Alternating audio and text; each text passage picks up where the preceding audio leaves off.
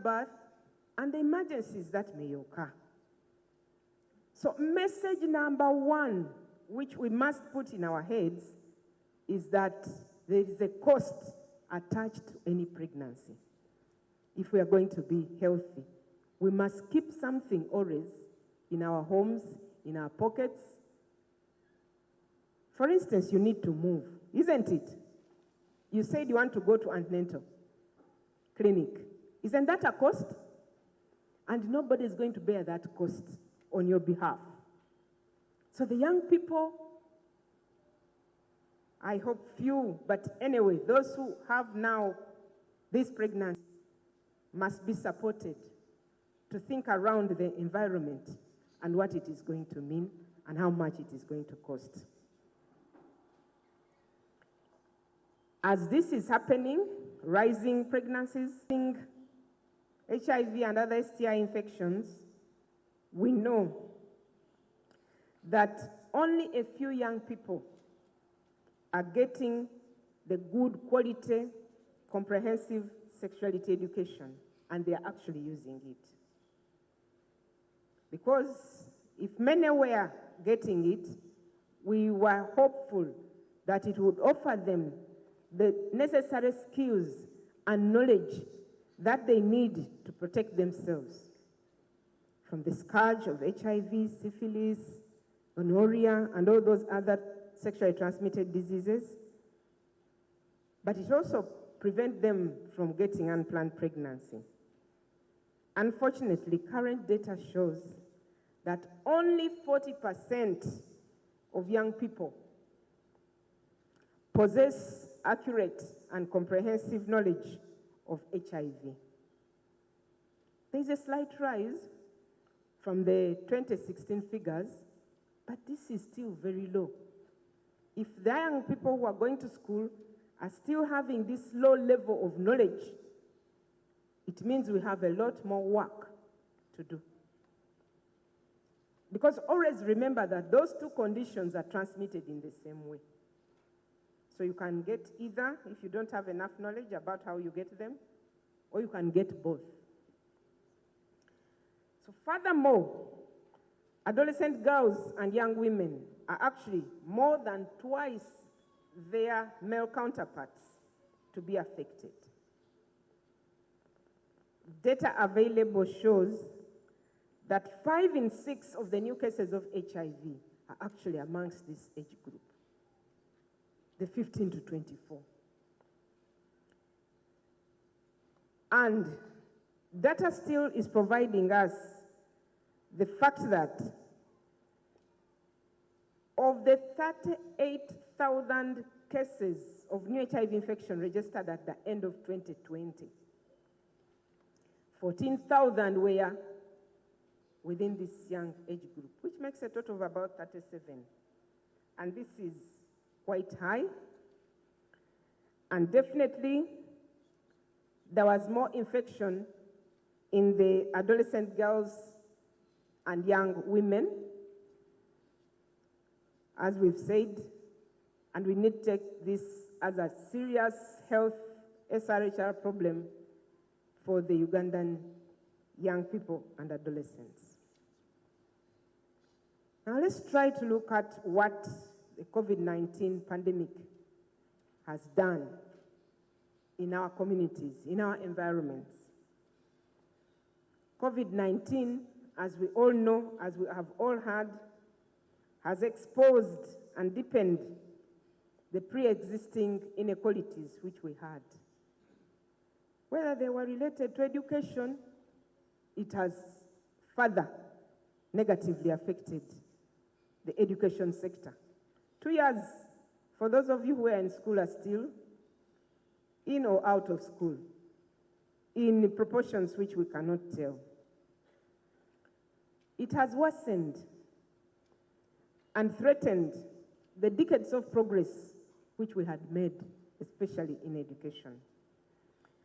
And now we are moving towards a generation which has a number of girls who have been exposed to gender-based violence, to sexual exploitation, to adolescent pregnancies, forced marriages, and FGM thrives very well in such an environment where people are locked down. The closure, due to the feared healthy outcomes of COVID, disrupted the availability of several SRHR services, but also other services in general. So it meant that a number of you young people here and at large are still not able to get the adequate information, the treatment, which they need to address their sexual and reproductive health needs. Previously, when girls were being protected at school, today, many of them are locked up together with the perpetrators. There is no distancing, because we've been informed that the majority of the perpetrators for these adolescent pregnancies which have occurred during COVID are actually from families and communities. So it has made it easier that the girl child is very near to the possible perpetrator, and that's difficult. That is dangerous for the young people.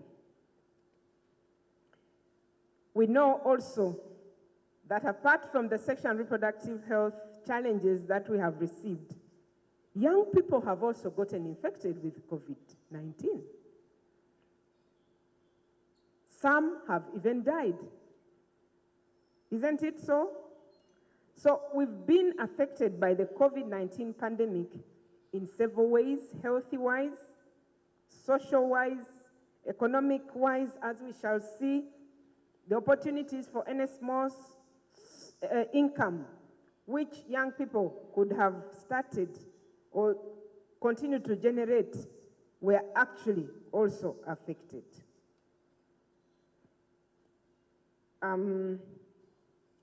But we know, and many of you young people know, that this COVID-19 actually seriously disrupted your work.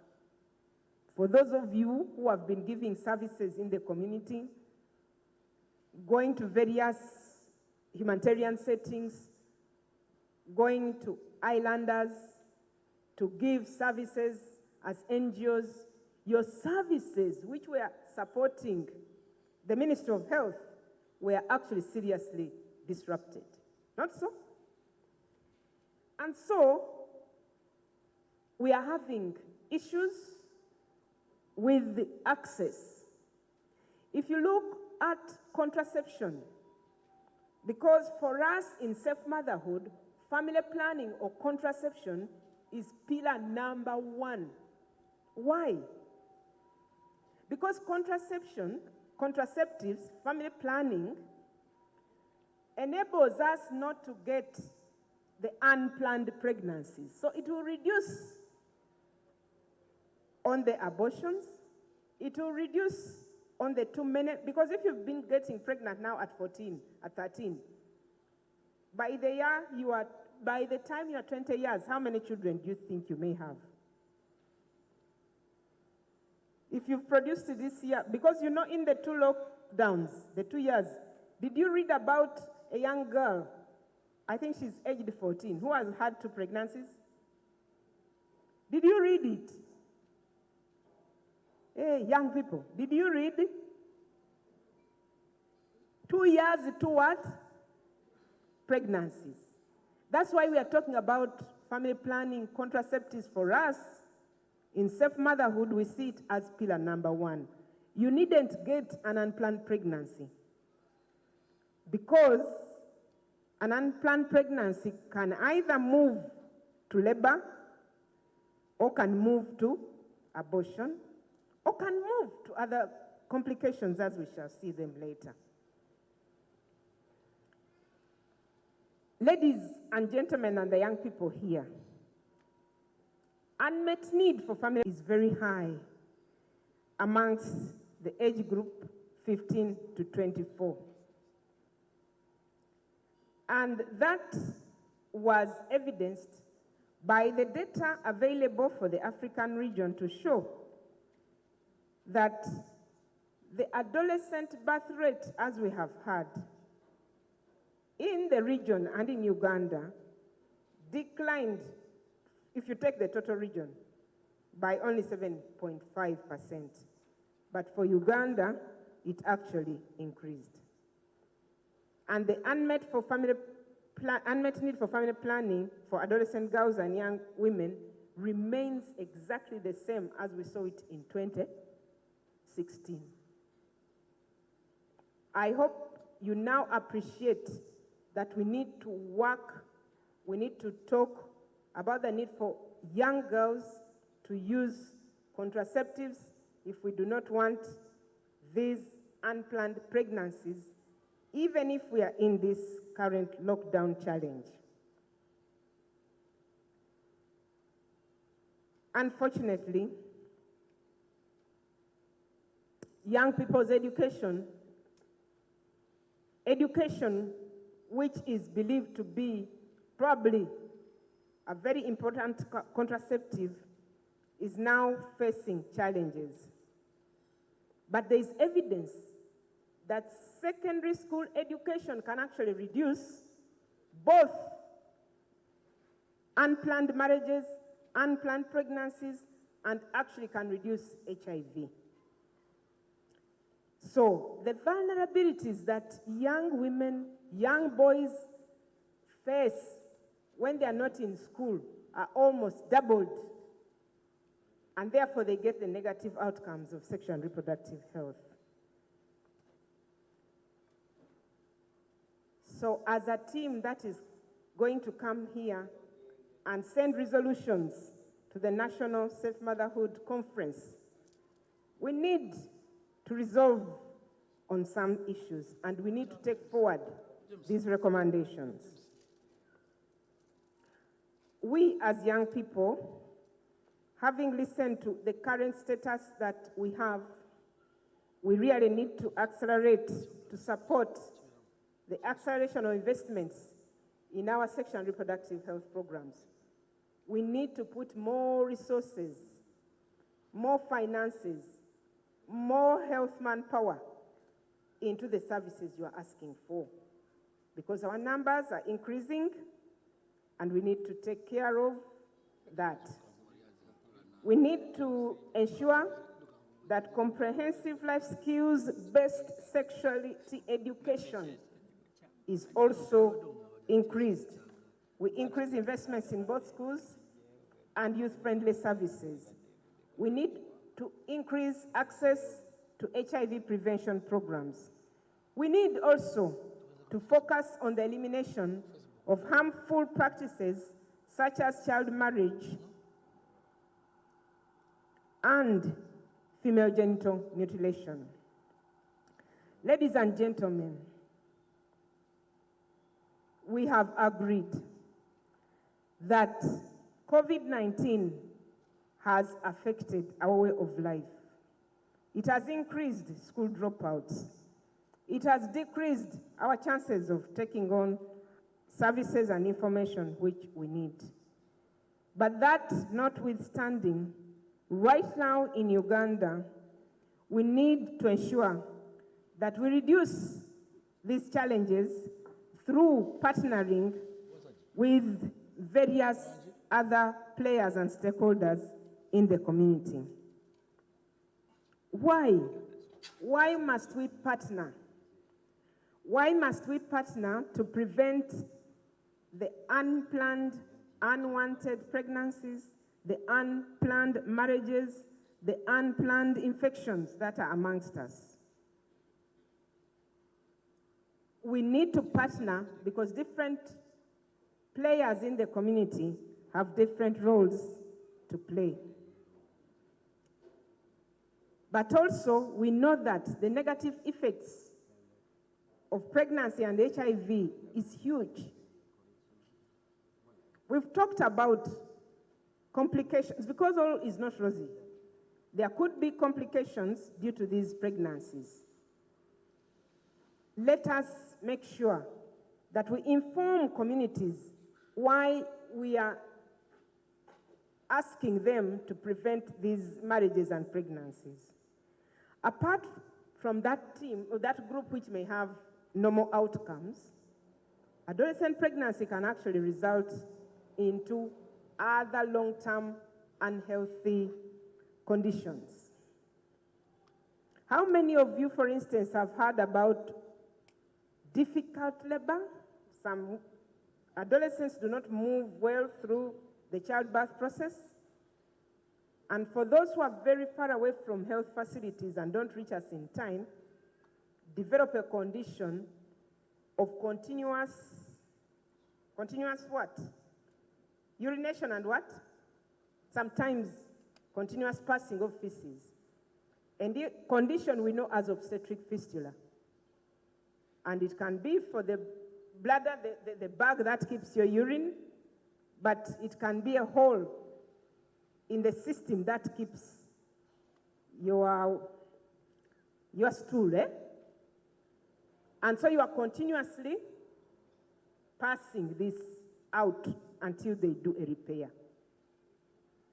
These are all reasons why we must say no to early marriages, to adolescent pregnancy, because these are related conditions that we rarely talk about, but which I expect that you as young people, you must now pass on this information. We also know that for many young people who get to deliver these babies, many of them deliver them prematurely. They are not yet ready. And so they get the various complications of being a premature baby. But we also know that because, if you deliver a child at 12 years, I don't know how you look at it.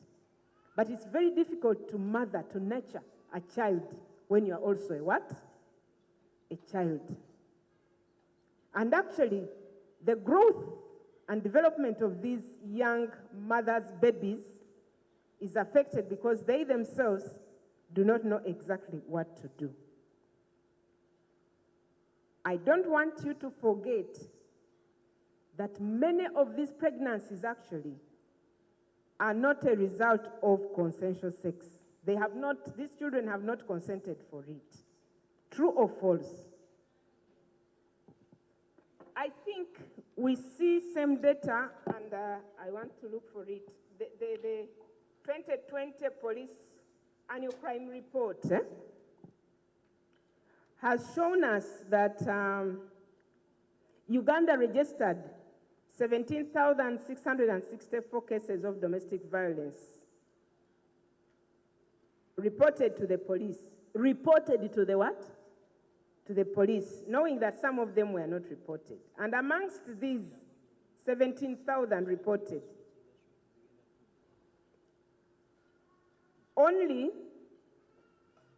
not only, 8,065 were domestic violence of various nature between older men and older women. But 6,838 were defilements. 749 were rapes. These two, if you add 6,838 plus 749, what number is that? Anybody quick to add? 6,838 and 749. Maybe 70% of those are going to result into what? They are going to result into what? Rape and defilement. Hey. They are likely to develop into the pregnancies we are talking about. The majority of this is not planned pregnancies amongst young people.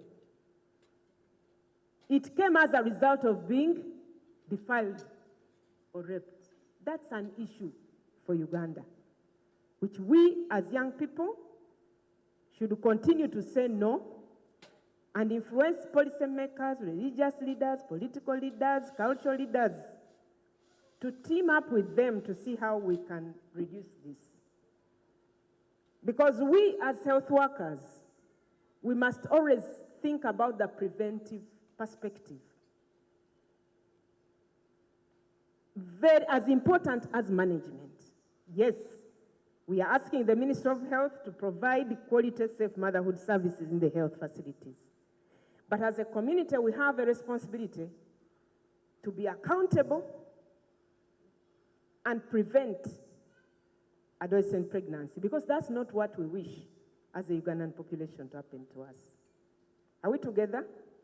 And therefore, we must all say no to sexual gender-based violence, defilement, rape in our communities.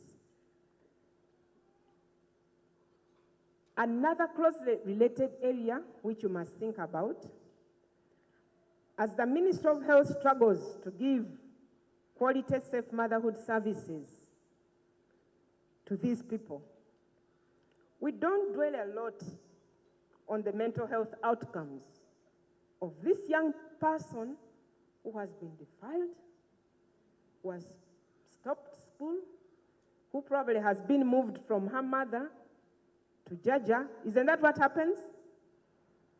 What is her mental psyche like?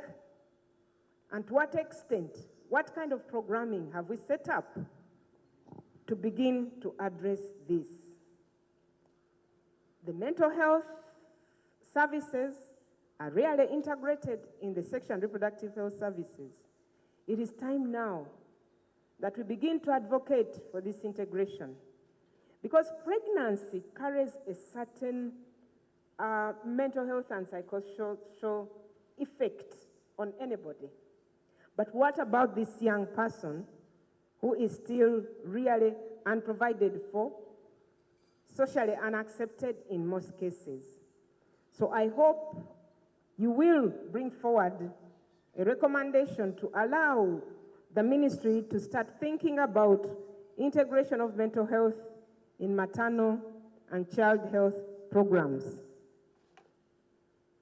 It is a very important component, and poor access to mental and psychosocial health services, which is now being experienced by adolescents and young people, compromises their health and well-being and diminishes their output. During this time, maybe you also need to think about those who are not pregnant, because it has been raised before. And the way I'm saying it, you may think that pregnancy is a treatment for menstruating. No. I'm saying we need to manage menstruation for those girls who actually are very many and who are vulnerable and who do not have the support they need for water, for sanitation, for pads. I am talking about now the comprehensive package we are all going to be advocating for from here as we move on to the bigger Safe Motherhood Program. Why am I telling you about this?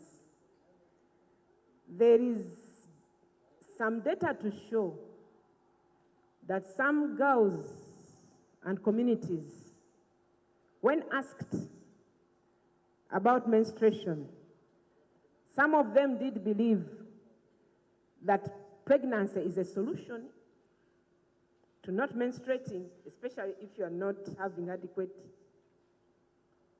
support. Do you understand how those two are related? Yeah, in order for you not to menstruate, get pregnant. Some girls were advised like this, and they were believing it and practicing. In conclusion, ladies and gentlemen, we must make this call to action to both ourselves as young people, but also taking into consideration the bigger policy makers, those stakeholders that actually influence our health as young people, the information and services we get. We need to be talking about the interrelatedness, the need for integration, not only in the health, because now we are seated under the umbrella of the health ministry, isn't it? But in order for us to move towards a comprehensive programming for sexual and reproductive health, we need to mainstream it in all the other sectors. For each of them to be doing their what? Their part. We are looking at other sectors working in collaboration with the key line ministries such as gender, labor, social welfare, finance, so that in whatever comes up, the young person is already in there and catered for their needs. We must ensure that we create opportunities over a long period of time. We have started, we cannot stop. You just hand over the stick to your next what?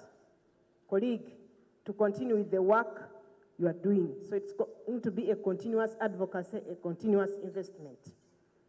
Furthermore, government, communities, and families must now continue to invest in high-quality, gender-responsive, and age-appropriate, comprehensive, life skills-based sexuality education. We have no choice but to make sure that the young people are adequately informed. At the moment, we still have very low domestic resources directly funding our programs. Most of your programs which are here are actually externally funded. True or false? Aha.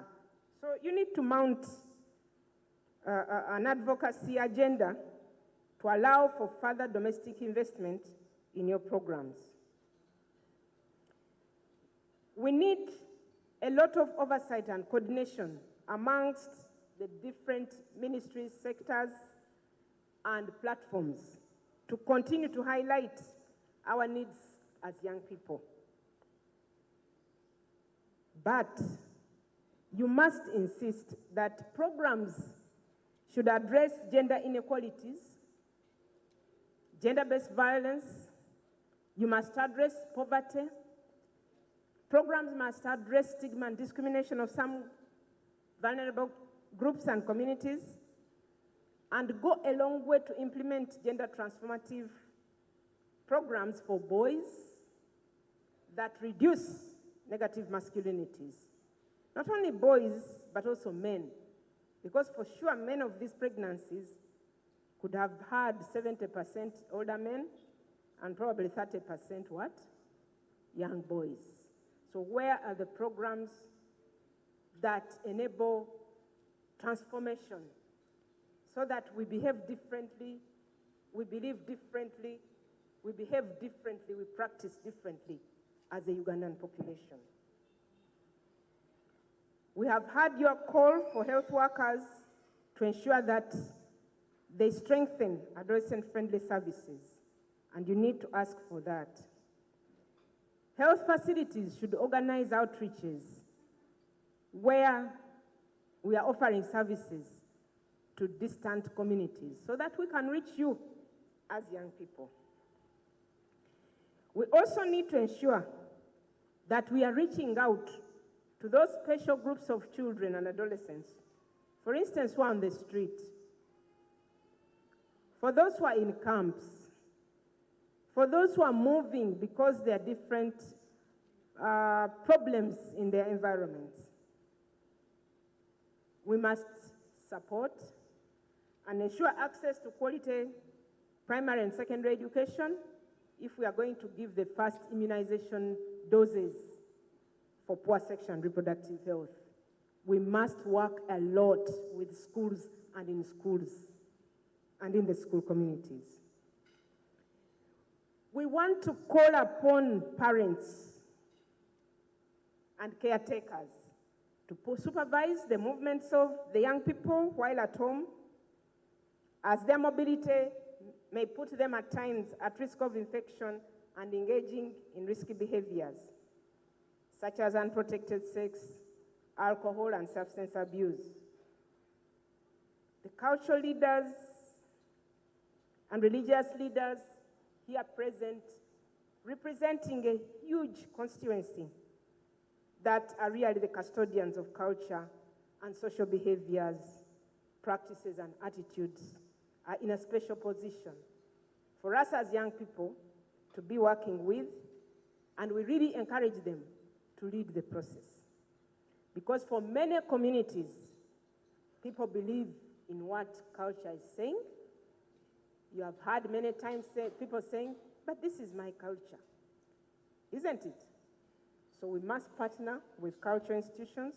We must partner with the religious institutions. However, nothing for us without us. And we must ensure that young people are always at the table of planning, implementation, and supervision, monitoring, and evaluation. Young people here present, I'd like to thank you. Clap for yourselves.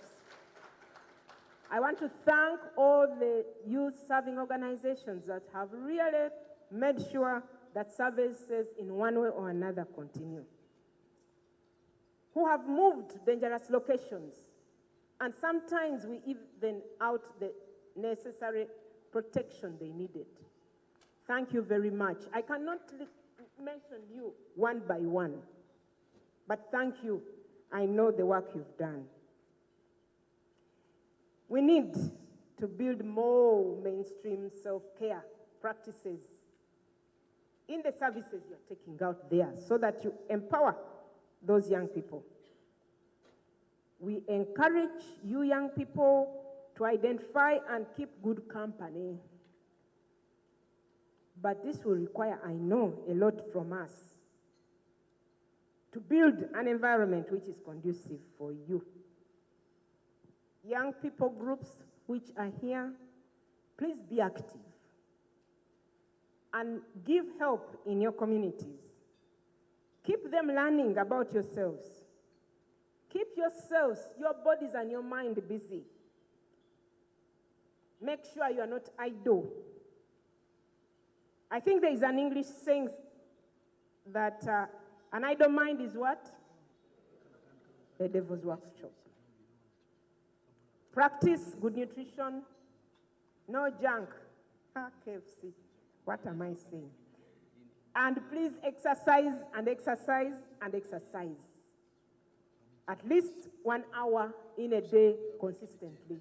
You begin now. If you don't begin now, it will be very difficult for you to continue this necessary health advice. Finally, to all of you young people, young girls and young women who may be listening to me and to the Minister of Health, if you find yourself pregnant, go to the nearest health facility to get the care you need, because the health workers are there waiting. Find a trusted older person who will support you through physically and mentally, so that you become resilient to this unexpected condition. As for the young men, please keep free of fathering now. It is too early to become a father. Between 17 and 20. I tell you, it's hard. You ask your fathers. It was very hard to look after family, economically, socially, and mentally. So, communities, you are encouraged to coach boys into responsible men. And together, we must build resilient health systems which enhance healthy sexual and reproductive health choices of young people, right from the community stakeholders up to the health facilities and their leaders. I thank you.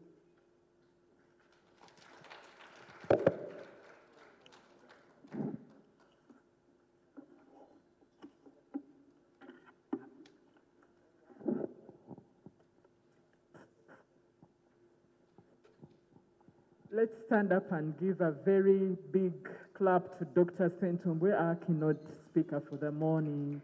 Let us stand up, young people and everyone. Can we clap in a very nice way for Dr. Sentumbwe?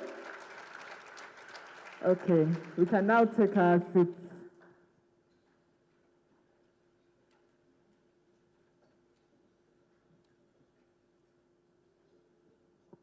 Okay, there's been a short notice. Can Dr. Grace give us the notice, please? Thank you very much. Hello, young people. How are you? Hello, our elders in the room.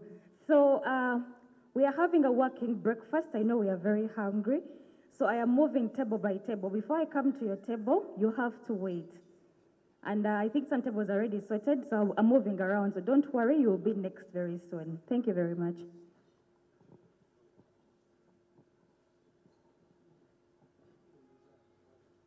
I still have no requests for young people's music. I don't want us to play songs that you do not like. So as I come to the tables, you can let me know what you want to listen to. Okay, thank you very much, Grace, for instilling some energy in the young people. And young people, please communicate. Tell us what you want to have today. Tell Grace what music you want to listen to, so that in the interludes, this is really catered for. So again, I want to recognize the arrival of our chief guests, and we will have a session again to officially get her to speak. And I also want to recognize the arrival of our representative from UNFPA. We humbly and warmly welcome you, feel at home. And we agreed that we will work through the breaks because I think we are running out of time. Once again, I want to thank Dr. Olive Sentumbwe from the World Health Organization for a very good job done. Let's just clap for her once again. I'm sure the young people really, really enjoyed listening to her. For me, I kept nodding my head and I was wondering, and I was asking the young person next to me, are you listening? Have you understood? I felt it was too rich for us to miss. So for those of us who came in later, I tried to capture a few because it was so, so rich, but I thought for the young people, I needed to recap a few things that Doctor said. She specifically helped us to get a very good summary that we shall probably lobby into the big conference tomorrow. I really took notes, and I think we will again discuss in our groups, but I'm sure we got so many big points from her. She said to us young people that let's support community initiatives. When you go back home, don't just sit, get into your community, tell them about what the young people are and what they are doing, and get into that community network. Have very good nutrition, and she was shy to say that don't take KFC and don't take cafe javas and all these. Doctor, don't be shy because the young people need to be healthy. Then she said exercise as much. Don't fear to stand up a bit and stretch your legs because that's a little exercise that is passive, but it helps for such a long day. She said keep good company. I really listened to that because the people we hang out with then will kind of influence how we talk to people, how we live, the peer pressure from our networks. I thought that was very powerful. Keep good company. And then she also said self-care for yourselves. Dr. Grace has done a very good job on self-care. I know most of us were starving, and she's doing self-care small by giving us break tea even as we go. But strategically, Dr. Sentumbwe had very good points around what we can do. And this was mainly speaking to the primary contraceptive pill, which is education. I think this is a call to us here, the Queen Mother's representative, the UNFPA rep, the WHO rep, and all the bigger people in this room outside the young people. She said the first way to prevent pregnancy is to keep in school, and we have quality education and secondary education. I don't know if our colleagues from the Ministry of Health, Education are here, but that's a key take point for you people from Ministry of Education. And of course, she spoke to life skills education, increasing domestic finances. When you hear this as young people, it may not make sense, but if you listen to it more, when you become the programmers, it will be something that you already know and you'll start to do immediately you become. And of course, she also told us that we need to look at programs to address the gender inequalities and also have gender transformative programs. Doctor also spoke about the effects of COVID-19. I will not go through that because of the time. And she made a very big point around pregnancy and ANC, that it has a cost. I hope all of us listen. The peer educators plan, you supported us to bring so many peer educators. When you go back home, tell the young people, if you become pregnant, it has a cost. And the cost she elaborated so well. So please don't misbehave. Don't become pregnant when you're not ready, because she also told us the fistulae and all these things we cannot manage as young people. Dr. Olive, that was very, very good. We appreciate you. I don't know how to appreciate you more. I have also learned. And Dr. Olive is another senior principal adolescent, if I should say. So we are happy to have you in the room. I will now invite Amanda Banura, who is the co-chair to this session, to take us through the next processes before we get off. And again, welcome Dr. Mtumba for that session that we missed in the morning. Thank you, everyone.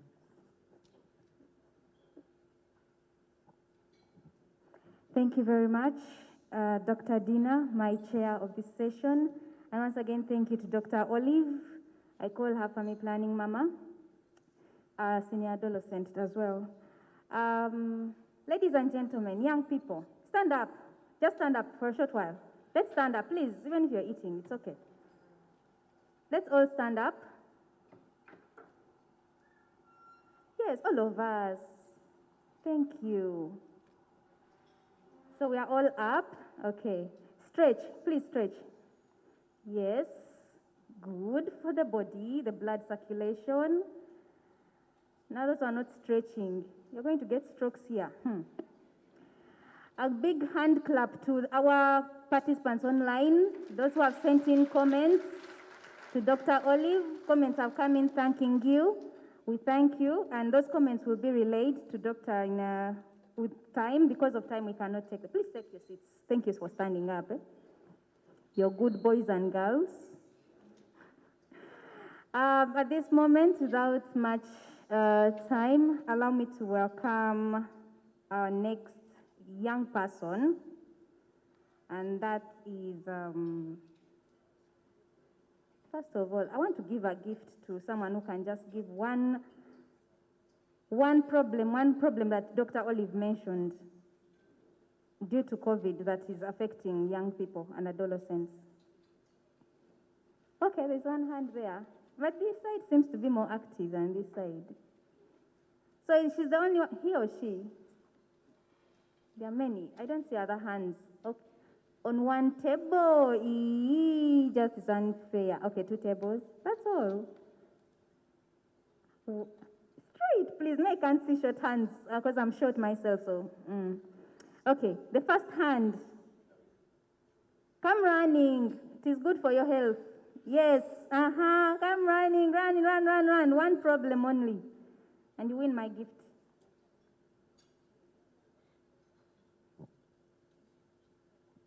Thank you so much. The problem I had, unsafe abortions and unwanted pregnancy, which may result into fistulas. It may even result into death. Give a hand clap, please. No fitina here. Thank you so much. I didn't get your name, but I'll look for you. So I'm looking for Rebecca Faith. Where are you?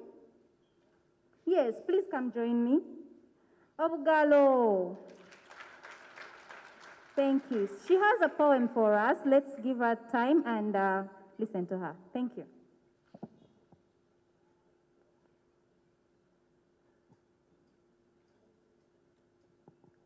Good morning, everyone. My name is Rebecca Faith Sentongo. I am a senior 2 student at Gaza High School. And recently, in the newspaper, I read over in the lockdown, a very large number of girls have been raped by their fathers, and that led to pregnancy. And so as a young girl who is going to school,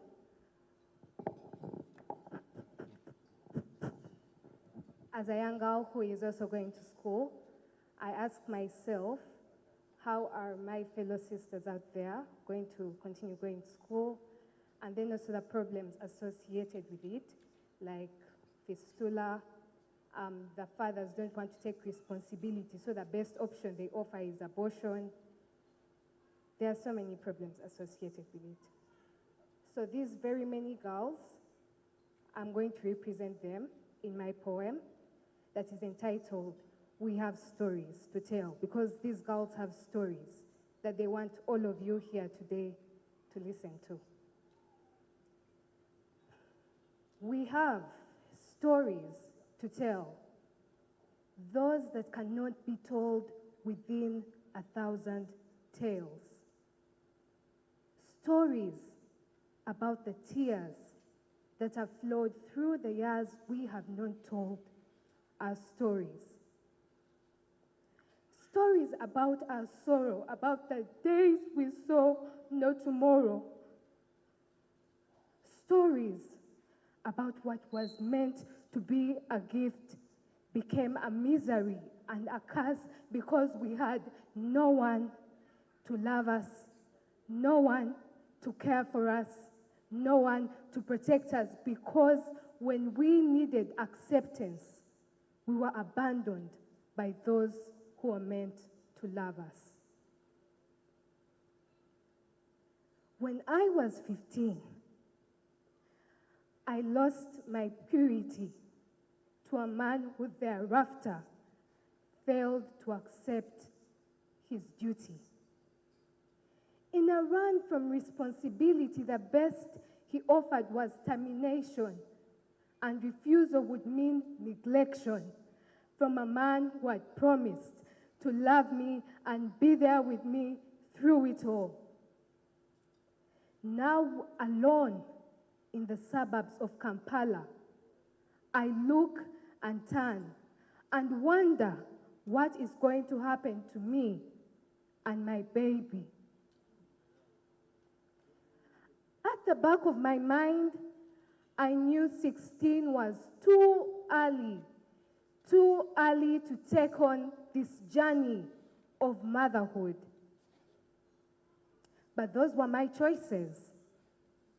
Now wearing diapers, I sit in the middle of my excrement and mourn my child with the hope that one day, maybe one day, I will be myself once again. When I enter the hospital, the older ladies point and stare. The guilt is too much to bear. I feel I want to dissolve and disappear. Once the pride of the family, now the disgrace of the family.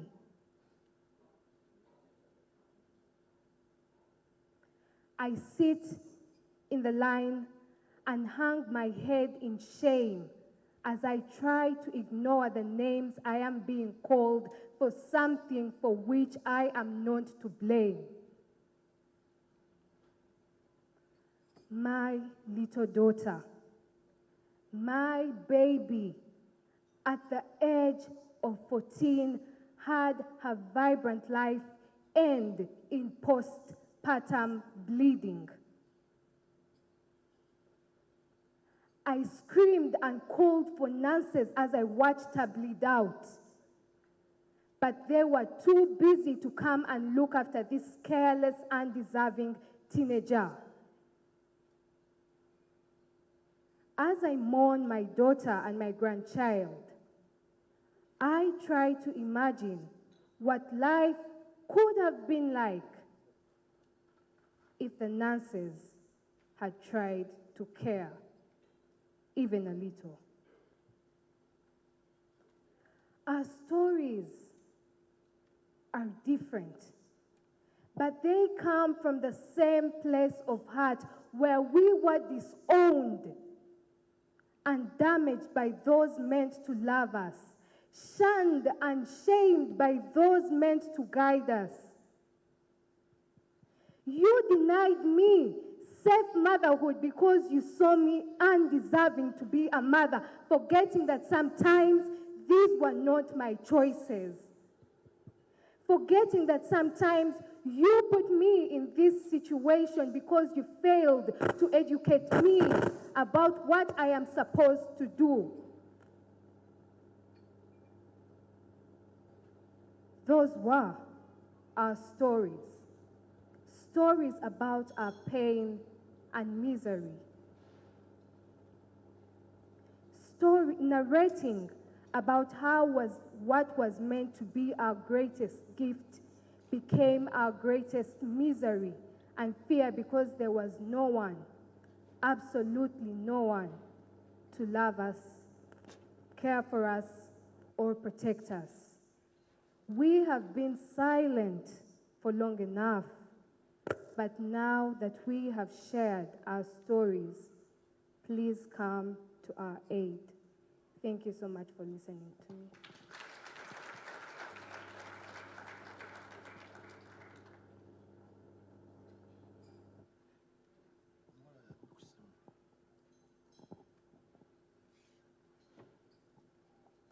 Thank you so much. Bonai, that round of applause was not enough. You people, this is real work. Come here, come. Ladies and gentlemen, this is Rebecca Faith, senior to, how old are you? I'm 14. She's 14 years old. Anyone who can do that poem? Anyone? If you cannot, please give her a hand clap. She deserves it. Thank you so much, Rebecca. And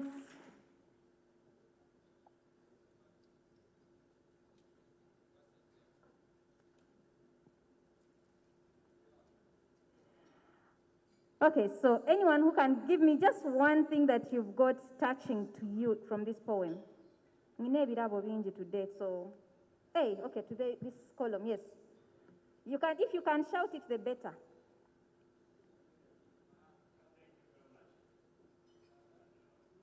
Let me come to you because we are doing some injustice on the for the people online.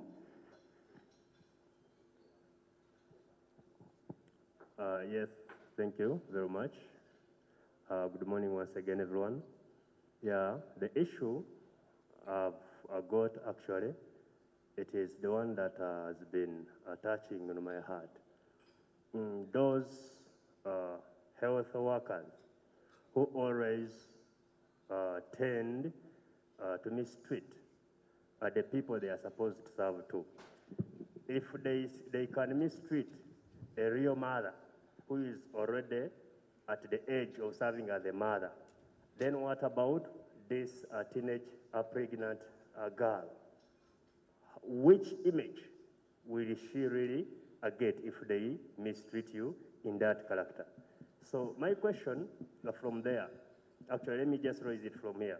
As from this summit, how are we going, or which efforts are we going to put to check on such mistreats from the health workers? Thank you very much. Thank you too. I don't know whom you're directing that question to, but we shall get the answer. Any other? Okay, I have someone helping me. Let's get that table with pink ladies for the roses.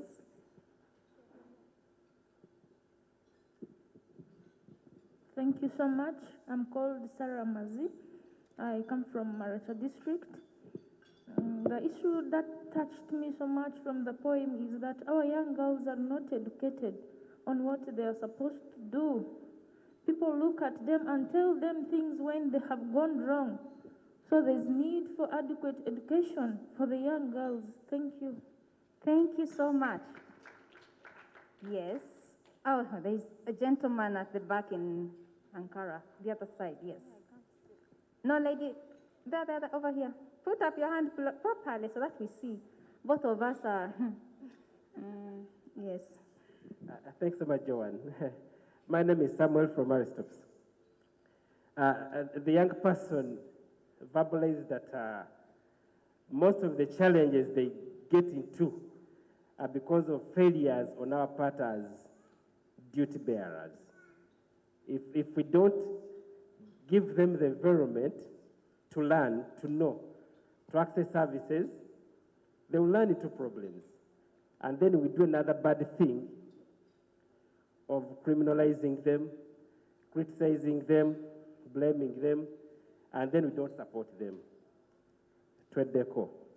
Twede Coach Tufu. Thank you so much, Dr. Samuel. This side. Okay, we have here the lady in yellow.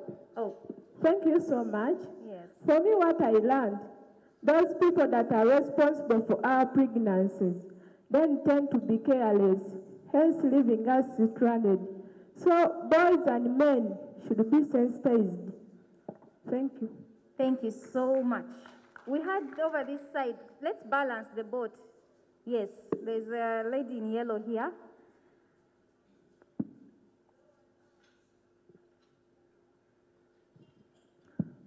The thing that touched me was when this girl went to the facility, the health workers were not minding.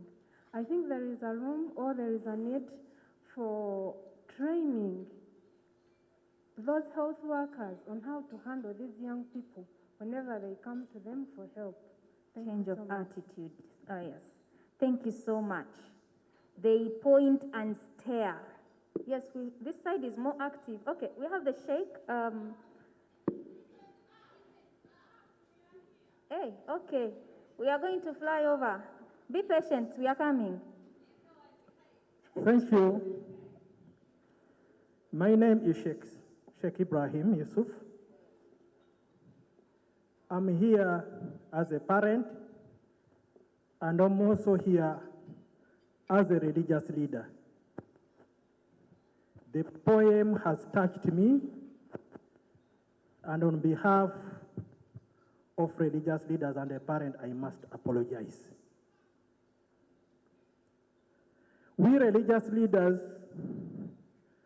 we have a fiduciary duty to address the concerns of the people, especially the youths.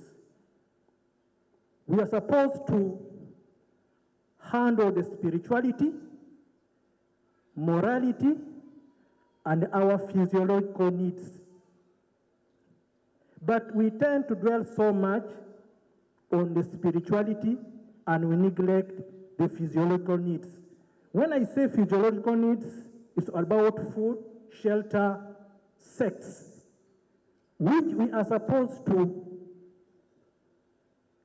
train our youths, our children, on how they are supposed to take care of their lives. So the poem, Rebecca, thank you so much. It has driven the point across that as parents, we have neglected our duties. So you, the young parents, the young mothers, I don't want you to fall in the same trap that we have been. We have not been responsible enough as parents and also as spiritual leaders. Please, the policymakers, everybody should be on board and we address the issue of family. All what we are going through is because of poor parenting. We as parents, we have failed our duties. Shame upon us. Look at a hen. In the evening, it takes care of the little one, the chicks, and protects them. But you find we parents at midnight, we don't know where our children are. It's shame upon us. May the Lord take care. Thank you. Thank you so very much, Sheikh, and for summarizing everything. We are wrapping up this session, and for all those with comments, I'm pretty sure we've gotten the summary from our parent, our religious leader, everything in one, and those upstairs in the executive. Big up to you, but please put your posts and your comments using hashtag SafeMotherhoodUG on Twitter. For now, we have to stop here and get into the next session. Thank you so much. A round of applause to all of you. You're a very beautiful audience, very active. Because you've got cups of tea? That could be. Thank you so much. Let me now call on Dr. Mutumba to take us in the next session. Thank you so much. Enjoy your meal. Thank you. Thank you so much, Joanne, but also the entire team, Dr. Dina, Dr. Olive, for the words of wisdom that you've continued to present to us. Ladies and gentlemen, young people, I would like us to get into another session. And this is a session where we have, there are some remarks that have been pending, but also I would like to inform everyone that our chief guest is already with us. So you should feel at, should I say, at Africana. So feel cool. And at this point in time, I would also like to recognize the arrival of one of our national safe motherhood champions. He works with the NASMEC Secretariat, and that's none other than Dr. John Paul Bagala. You're very much welcome. I know that you were delayed in the breakfast meeting at hotel at Protea, where you, for those of you who are not aware, early this morning, we had a senior team from the Ministry of Health, but also other stakeholders, having similar deliberations on safe motherhood. And so some of the senior colleagues have just arrived. So we continue to welcome them. So thank you. Allow me kindly invite the UNFPA representative, Dr. Richard Mwesigwa, to give us the remarks from UNFPA before we can now get to the official launch, official opening of this pre-youth conference. Dr. Mwesigwa, you're most welcome.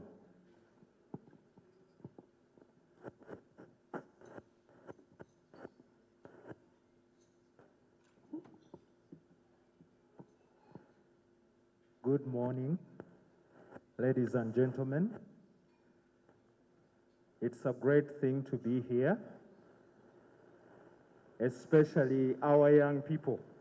And as I understand, everyone in this place is a young person, isn't it?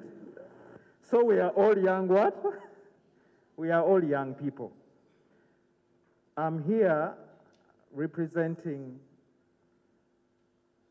the UNFPA representative, Ms. Susan Mandong, who was not able to make it here due to other competing priorities. But she sends her regards, and she gave me a message which is written in a speech that I will make. But before I read the speech, I would like to thank all the organizers for such a great work that you've done. But also, I would like to thank the previous team of speakers, especially the most distinguished adolescent young person. Yes, Dr. Sentumbwe, who has summarized everything for this pre-conference and has made our work a little easy. So I'll just read the speech, this message. Our chief guest, the representative of the Queen Mother, Ministry of Health officials, led by the Assistant Commissioner, Adolescent Health, Dr. Dina, and other members of sister government ministries here, representatives or members of sister UN agencies here, district, local government leaders, religious leaders, civil society organization representatives, members from academia, the press, our beloved adolescents and youth, ladies and gentlemen, all protocol observed. Let me begin by expressing my gratitude to the Ministry of Health and all partners in your respective capacities for organizing a safe motherhood pre-conference with focus on adolescents. This pre-conference provides an opportunity for all of us to review the progress we've made, re-strategize on workable approaches, and recommit to our pledge towards realizing the full potential of adolescents and young people. The theme of this conference of Leave No Adolescent Behind for Safe Motherhood, Act Now, aligns well with UNFPA's strategic mandate and goal of ensuring rights and choices for all. The work of UNFPA is based on the premise that all human beings are entitled to equal rights and protections. So every day, we work towards achieving those goals. And our ideals or goals are to end the unmet need of,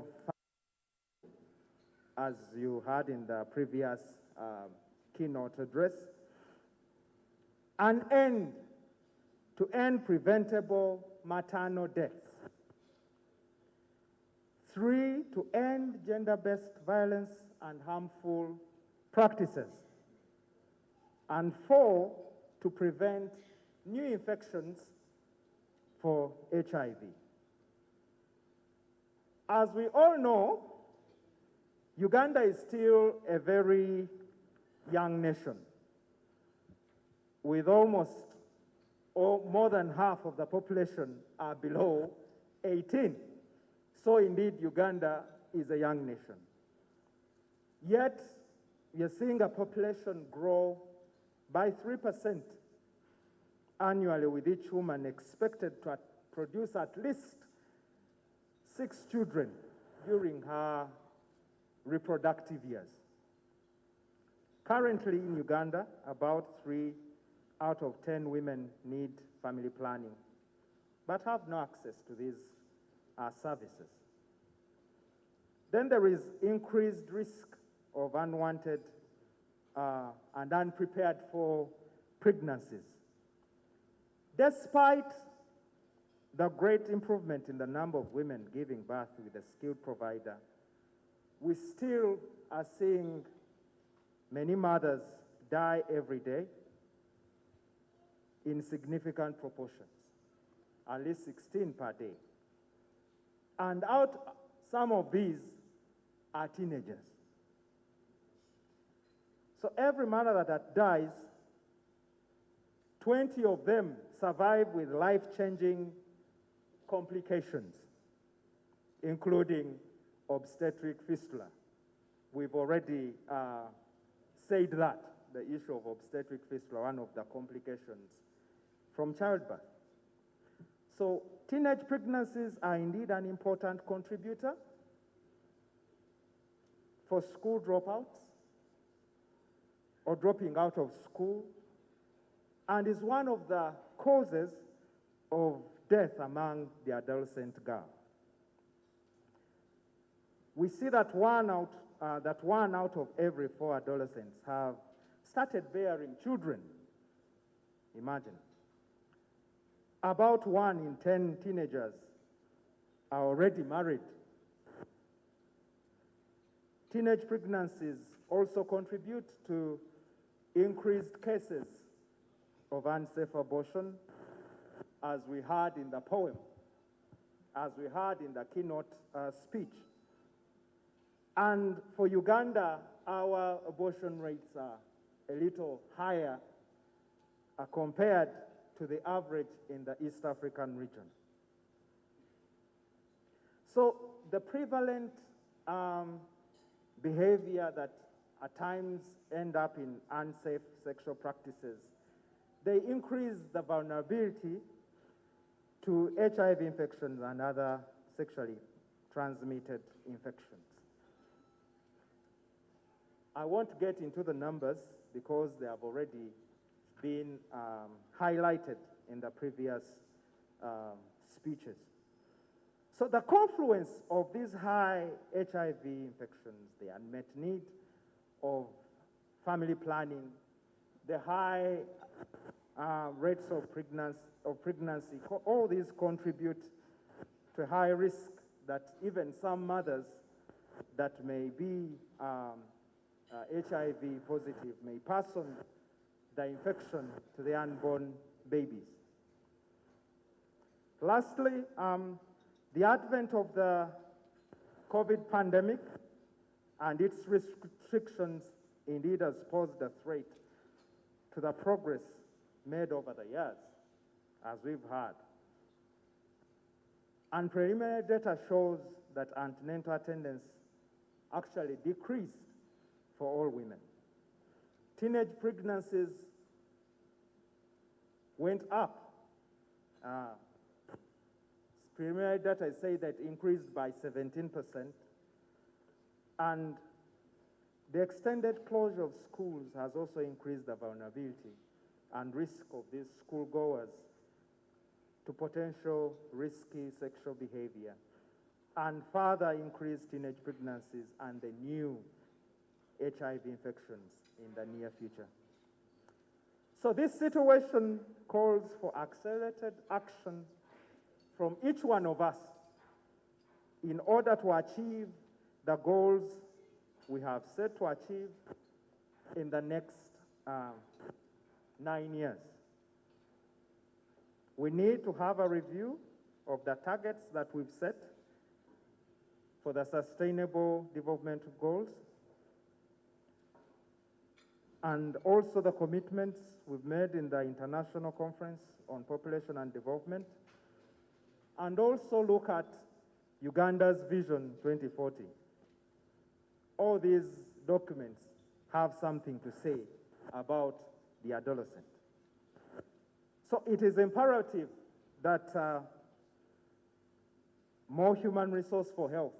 We look at more human resource for health that are recruited and deployed in their right numbers,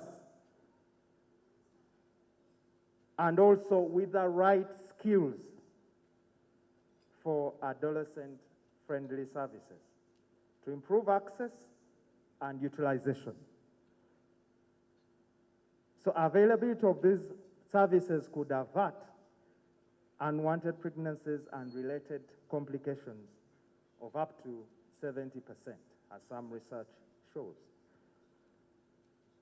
We need to enable women's rights to make choices and also access sexual reproductive health services.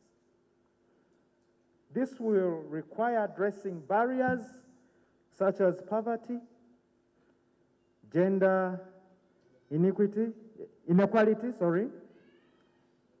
illiteracy, harmful traditional practices, child marriage, among others. The policy environment also, we need to look in there. Good enough, there is an adolescent health policy in the works, and also related strategies to see that they come in handy in this regard.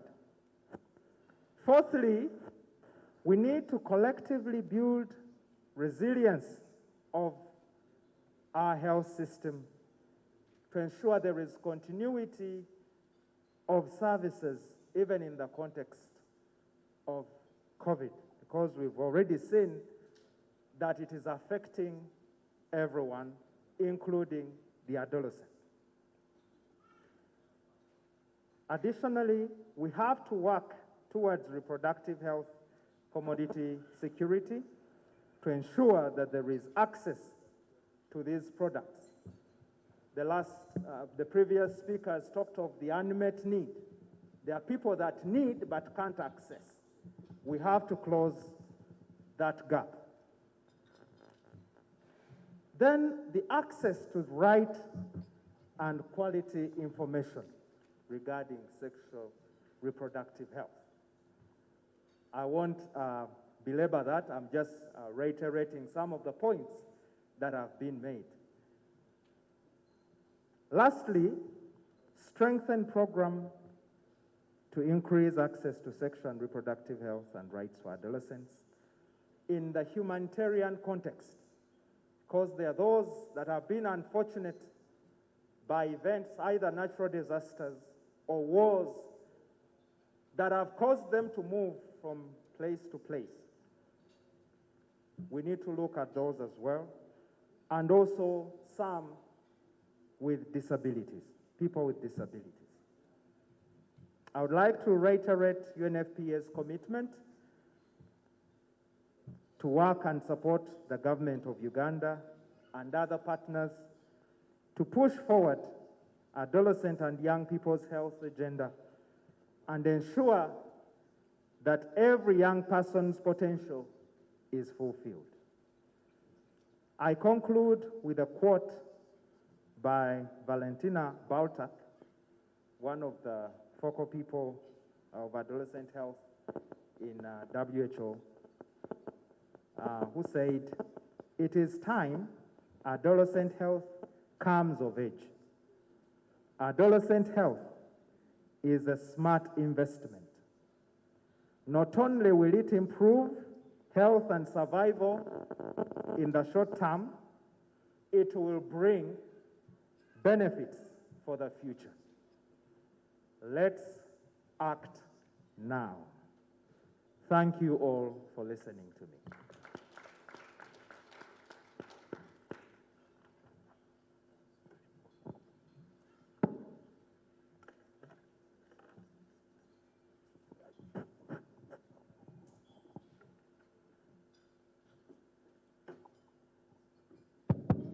Could we have another round of applause for Dr. Mwesigwa for those those remarks? And I believe every one of us have been able to have a cup of tea. So as we get into the official opening of this conference, hello, young people. How are you? Do we hear of UNFPA? Do we know UNFPA? Do we know? We know. But the person this one is as young as me. I want the younger people, the younger people. Do we know UNFPA? Let me see a hand up. Doctor, I think the introduction of UNFPA may be necessary. Do we know UNFPA? No? Okay. Do we know UNFPA? Anyone? Now, Sam, okay.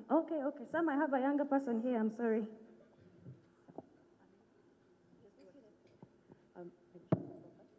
My name is Tracy Lamunu.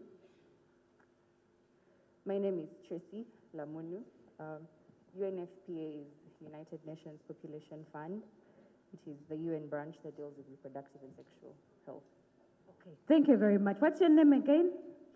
Tracy Lamunu. Now, Tracy is going to win herself a selfie with the UNA representative of today. Please come. Please bring your phone. Come and take a selfie. You know it's a young people's event.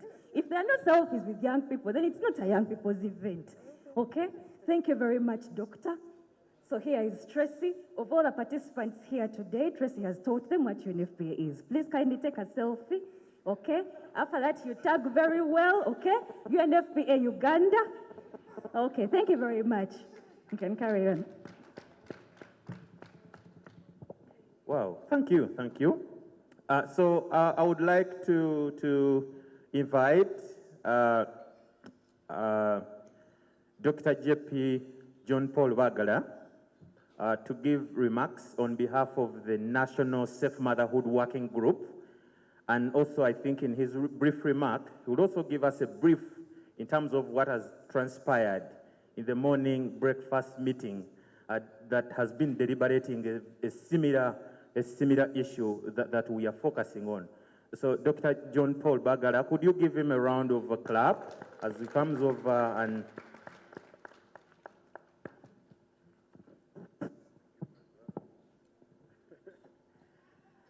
Thanks very much, my brother, Dr. Robert. I think one thing that we are all appreciating from our gathering this morning and over the next few days, everyone is responsible for what's going on in our environment in terms of the teenage pregnancies that we have, in terms of the mothers that are dying, in terms of the babies, whether born or unborn, that we lose and do not get the privilege to see the light of this world. The National Safe Motherhood Expert Committee, NASMEC, which is a year old now, has really put efforts, and after us recognizing that, no, if we are going to address issues of maternal and newborn health, safe motherhood is the thing. The button we have to press is safe motherhood. But also, we are cognizant of the fact that we can't address issues of safe motherhood if we leave the young people behind, if we leave the adolescents behind. And thanks very much indeed, Dr. Dina, through your department and the rest of the partners who have supported this event here today.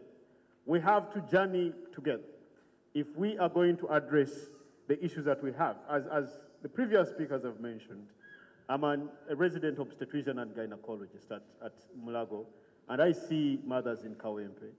And you have no idea how many mothers I encounter that are below 19 years, but they come in to deliver. At that point, she's a mother. She has to be cared for. But what happens elsewhere, where this mother is not able to be responded to early enough? Because one, she was hesitant to leave home and go seek care. Two, because she couldn't reach the facility in time. Three, because she reached the facility and they started disguising her and asking her questions. Now, how old are you? Aren't you supposed to be in school? What are you doing with this pregnancy? These are things that are happening across this country, and they end up tormenting these mothers for life. So safe motherhood is very dear to us in our space in obstetrics and gyne. Safe motherhood should be dear to you. I've always told people this story. The role of a mother and the way we should look at this, not in terms of health, but we should look at mothers of this country as the key pillars of socio-economic transformation and development. That if a family has 3 children below the age of 5, they have a father and a mother, and this mother leaves, happens to pass on as a result of our inability to prevent this death because of bleeding after childbirth, because of preeclampsia, or because of sepsis. The gap that that mother's left is not only affecting that family, it's affecting the community, it's affecting the society, and we can never guarantee the upbringing of those children. So it's very, very important that we look at it in that context, that wholesome context. This morning we convened, yes, the high-level roundtable, and we're delighted that we had the Honorable Minister, Cabinet Minister, and the Permanent Secretary amidst other high-level dignitaries. And what we were discussing was nothing else but can we galvanize the pinnacle that moves mountains, looking at the policymakers at one corner, bring the scholars at the other corner, and bring the community at this other corner. That's the triangle that moves elephants. Can we get this triangle to be extremely functional on issues of safe motherhood? And we resolved on 4 issues.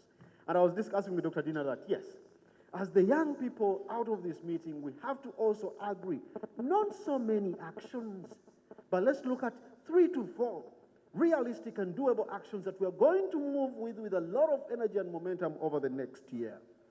And this is what we say, that yes, we need to look at the geographically high burden areas, and Kampala Metropolitan for some reason has really stood out, and Dr. Mutumba, you will agree with me that ever since we started the MTPDS, our weekly reviews, Kampala Metropolitan has the worst maternal and perinatal indicators regarding safe motherhood. So we thought, yes, we need to map out and identify what are the high regional burden areas, and we set strategic interventions that are addressing those geographically high burden areas, because each region seems to have its own technicalities, and it will require a unique approach. Secondly, we say that yes, it's very important for us to strengthen community engagement. And in this, we need the cultural leaders, we need the religious leaders, we need the men, us, Dr. Mtumba, the Dr. Mtumbas of this world, my colleague Dr. Richards, the men of this world must be brought on board in terms of community engagement at the parish level to start with, to ensure that we have a strengthened safe motherhood model that is replicable across the entire country. 3, we say that yes, it's very important for us to accelerate the uptake of both modern and traditional family planning. When I look at Kawempe as an example, we deliver 100 babies every 24 hours on average. Can you imagine? And in those, we are operating on average 40 mothers. At all times, if we are to speak about quality of care improvement, we have to look at those numbers. But also, do these mothers who deliver in Kawempe, are they aware of the issue of family planning? Or is it the false, the mints that are really taking up their brains? So we have the family planning, the FP 2030 agenda, and we need to ensure that we accelerate the uptake of family planning. And Dr. Olive, you highlighted on this issue in your remarks, which was very, very, extremely, very powerful. So as the young people, it's modern and traditional. The religious leaders, Sheikh, they are methods that are also applicable in our religious spaces. So we need to have conversations at all these applicable, acceptable methods to ensure that our mothers take them up. And lastly, is to ensure that the facilities that we have from Health Center 3s upwards are able to respond to every single obstetric emergency. It's safe motherhood, it's safe motherhood. We want to sing safe motherhood for the rest of this week. Until the next year, all the actions that we are going to set from this morning meeting, from the young people's meeting that we are having now, we want to task every single person as you move back to your home that yes, take those actions with you at your heart and hold yourself and us accountable. If we reconvene in October next year, we should point ourselves, the finger to ourselves and say, have we delivered to what we set on 27th of October this year? Thank you very much indeed.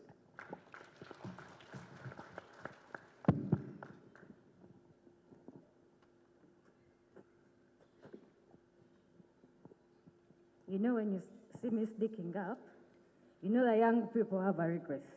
So Dr. JP Bagala, please, I'm kindly requesting for you to come back here. I was requested by the National Association of Midwives to honestly show accountability that they were here today. As the chair of the NASMEC Secretariat, please, the nurses, please, we are glad to have you here. Dear people, we have very many experts in the room, and we also have midwives with us today. Let's give them a hand clap. Okay? So they had to take a selfie with you, okay? Okay, so she's coming. Then Faith Rebecca requested to take a very nice selfie with the WHO country director and country representative. Dr. Olive Sentumbe will take a picture with Faith Rebecca. Faith Rebecca, the young person that led a poem.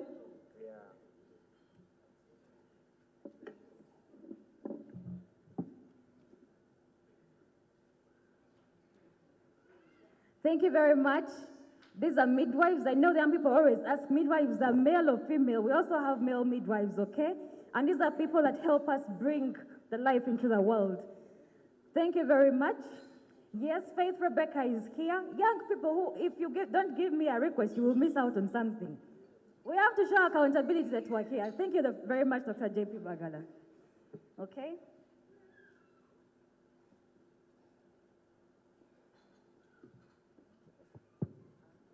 So she requested for a selfie. Okay, she gets her moment. I know there's also another young person from behind there who has requested. You people who want accountability, put up your hands. Just look at that banner there and be like, I want SRHR Alliance, okay? I want you up. Which young person wants to take a selfie? We are here, we are here. Okay, there's a younger person like me here, but I'm younger, eh? Okay? So we have a younger person here. Who do we want to take a selfie with? with Dr. Olive. Dr. Olive, you're on market today, okay? Another selfie. Okay, who wants to take another selfie? Thank you very much, DJ. More music. Who wants to take another selfie? You have to show accountability. By the way, there is a desk here for UNFPA here. There's another desk here for young people from UNFPA. Who wants to take a selfie with them? Okay, you please come. Please come. People in heaven, please run down. People who are on earth are getting the fruits. Okay? You can come and take a selfie with Anne. With Julie? Yes. Okay, feel free. If you fear, please tag on me as I move. Do you want to tag on me? Come and go. Okay? Come, we go. I'm bringing you people. Ministry of Health. Okay? The representative Ministry of Health, please kindly take a selfie. But now here on this table, let's say yeah, there. Okay? And then you say, okay, the Queen Mother of Toro was here. Then you take a selfie with all those people there. Okay? Don't forget the hashtags. Yes, we have the representative of the Queen Mother of Toro here. If you want to take a selfie, tag. Okay? One no. Who wants to take a selfie? Okay? You come, you tag. Okay? Okay, as we are taking selfies, young people, you can stand up and shake a little. DJ. Young people, let's shake a little. Young people, yes, take a selfie. Where? I see the one sitting. Are you young? You're old. It is selfie moment. People want to Where are you? This is our moment. Young people who want to take a selfie. If you sit down, people in heaven, please come down. People in heaven, please come down. Where are you? Hey, go Dr. Dina.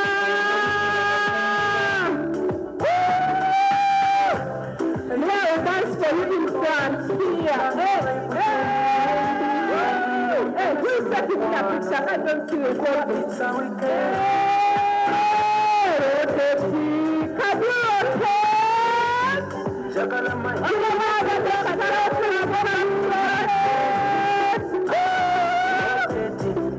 rotate? I don't see you rotating. Oh, Dr. Mutumba, you're not rotating. Dr. Mutumba, can you rotate? I forget the past year. Okay. Uganda is well represented. The Bulletin Center is represented. People concentrate. Young people, where can we rotate? We are rotating. Dr.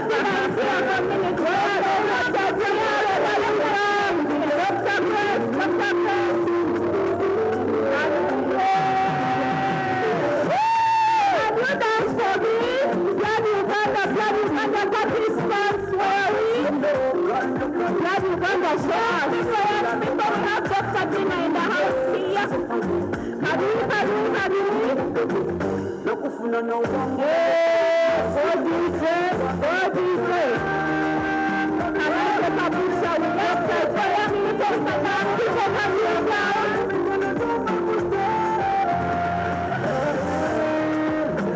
Can I see where the young people?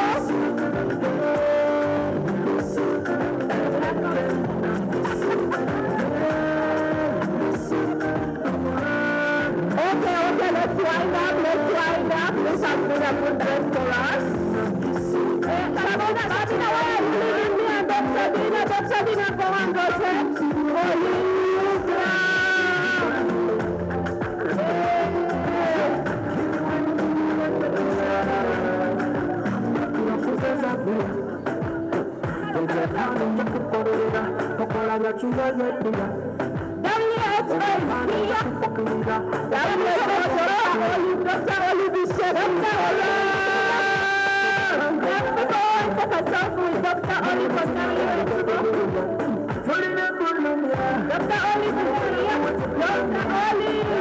Dr. Olive is shaking for us. Dr. Olive is here.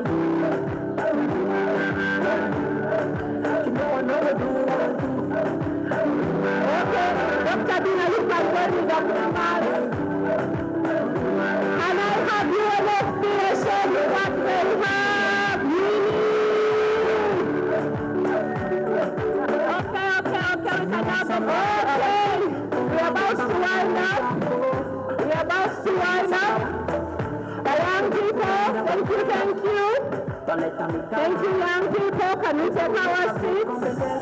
Thank you, young people. We are going to rotate again, don't worry. We are going to rotate. Young people, can we take our seats now so that we can continue? Okay, now we are done here. Please go. Just trying to take my people away. I am waiting for this table. I'm waiting for participants on the table. Okay, young people, we are now done. Okay, young people. We can go, please. Young people, can we take our seats, please? Thank you, DJ.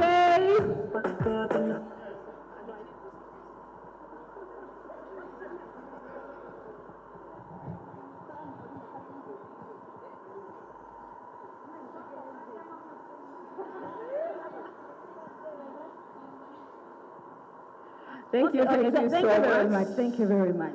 Thank you, everyone. Thank you, young people. Thank you, Dr. JP. Dr. JP, I didn't take a photo with you. I do not know what happened. We will wait for Dr. Olive to take her seat and Dr. JP, then we can resume with our program.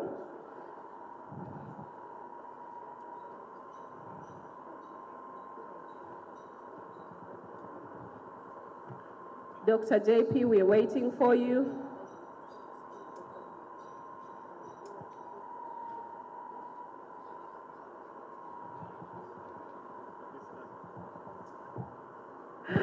Okay, thank you so much.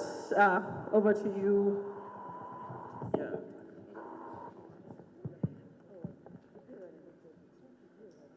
Okay. Thank you very much. Hello, young people. Do you know who was tagging around with you? So anyway, I'm here to introduce myself. My name is Dr. Ruth Grace Babide Kakova, and I'm a medical doctor. Okay? That is why I'm putting on a very fancy shirt today that says I am a doctor. Because it's good to be female and it's good to be a doctor, right? Yes. I'm also a resident of obstetrics and gynecology. We are the ones that help people give birth, if that helps. And we're the ones that work on you when you come to the hospital, together with the midwives. And I'm also the president of the Association of the Uganda Women Medical Doctors of Uganda. And the women doctors in Uganda are in the house today. I'm requesting for them to get up. Yes, Dr. Olive, Dr. Patience, Dr. Kello in the back is also down there. Yes, a healthy woman and a healthy nation. Thank you very much. And I also chair the conference today, the pre-conference event. I am so happy. I'm so happy to co-chair this with Dr. Dina. And as we move forward, Dr. Olive stood up. I would like to kindly invite her so that she can welcome our Queen Mother representative here today. Without culture, you cannot have the young girls or the young boys go anywhere else in this world. And culture is the root and background of our upbringing in Uganda. Dr. Olive, I'll be very glad to have you here. So you can invite the representative of the Queen Mother as we go ahead for her to give us a speech. Thank you very much.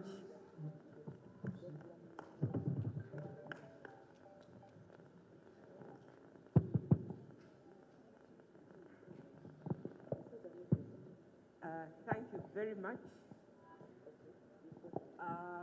Ladies and gentlemen, young people present, I think, first of all, I would like you to join me to welcome Dr. Katuram Odeta, who is assistant to Her Royal Highness, and she's the head of Gender and Women Affairs at the Institute of Queen Mother Best Foundation. Please clap for her. We have such an important institution in our midst, which we called upon, Doctor, before you came, because you are the custodians of everything that we are and we will be. So Dr. Katuram, please welcome to really officiate over this very important ceremony. where we young people have decided to partner with the cultural institutions. Welcome, Doctor.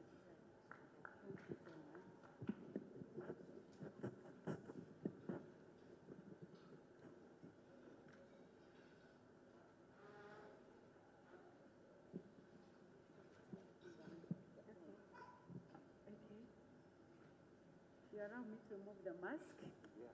I think it's afternoon. Good afternoon. Yeah, I've attended many conferences, but this was the most captivating conferences I've ever attended. Please clap for yourselves. I like the morale, I like everything. Yeah, for young people. I'm here as the representative of the Queen Mother Best Foundation, and I'm head of Women Affairs, but also I'm an academician. I teach at Kampala International University, higher degrees and research. Yeah, I take care of masters and PhD students. Thank you so much. I'm happy to be with you this morning. And shortly I'm going to deliver the speech of Her Royal Highness,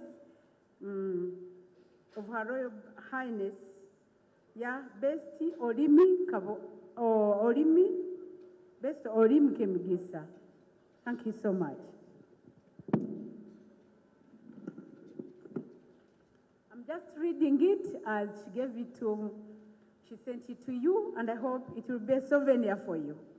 Yeah. The role of culture in provision of safe motherhood for the young people, yeah, like you, yeah, and pre-adolescents and young people safe motherhood conference. I convey warm greetings from Toro Kingdom.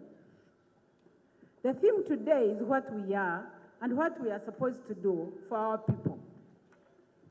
So safe motherhood is on the spot today. It is vital, it's compelling and cost-effective, economic and social investment. Hope you understand that. It promotes individual health and promotes well-being of communities. Yeah, the statistics I have, 366 deaths out of 100,000 live births according to Uganda Demography Health Survey is not good enough for us. So that means we can do better. I recommend the work of traditional leaders. Of course, it all starts from traditional leaders. Yes, we are the main people on the ground. We link between local populations, state institutions, and policymakers. Yeah. In another perspective, we look at sustainable development goals relevant for and with our societies. Furthermore, we talk to our people about things that are beneficial to them. And one of the things that are beneficial to them, of course, is safe motherhood and good health of our girls. I want to appreciate the work of journalists, faith-based organizations, yeah, for the skill and knowledge you impart on our communities about things that matter. And my request is a simple one today. Yeah, it's a simple one. That we use collective effort to promote safe motherhood and to make it a priority. So safe motherhood is very important. Yeah, to make it a priority, though it remains a nightmare compared to developed countries. But holistically, yes, we can do a good job. And a dream does not become a reality through magic. It takes sweat, determination, and hard work. And that's what we are imploring the young people who are here. You take the message across. You take the message to people who are not there. That you must be determined. Because something good, yeah, a dream that is not just magic, but we must have determination. And we must be determined to do that thing. And that's what this quotation says, that a dream does not become a reality. Through magic, it takes sweat, determination, and hard work. We must also bear in our minds that the causes of maternal death are preventable, and with appropriate interventions, such as equipped facilities, access to trained midwives and strong referral systems can help women and girls to safe motherhood. You've already seen a doctor here who was talking about how to deliver girls and how to go in a proper facilities to help you. Today I want to take this opportunity to encourage young adolescents upon themselves to give birth in health facilities because they are dangerous if they don't. Yeah, much as traditional leaders will play their roles, policy makers, policy implementers, and political will is the support we need. At kingdom level, we educate young women and young girls to delay marriage until these girls are physically, psychologically, and economically well prepared to become healthy mothers. In Toro Kingdom, I have a foundation. Yeah, I have a foundation, and come to Toro, see and support that foundation, especially those agencies that are here. Okay? You're most welcome. Though my target is to give skills, I also target single mothers and other vulnerable groups. We promote social, educational, and economic development for these young girls. My conclusion is this. The God Safe Motherhood initiative is a good one. We must reduce the tragedy of maternal mortality. But what we need is a political will and concerted effort. We also need to increase education, information, and communication on safe motherhood to the general public. Thank you so much, young people, and may God bless you. This is a speech from Her Royal Highness. Thank you.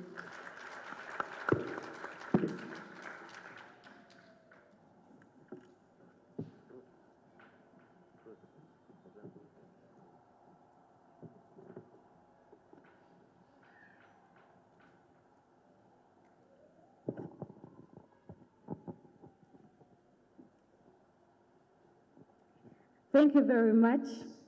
Who am I to speak after the representative of the Queen Mother? I am humbled.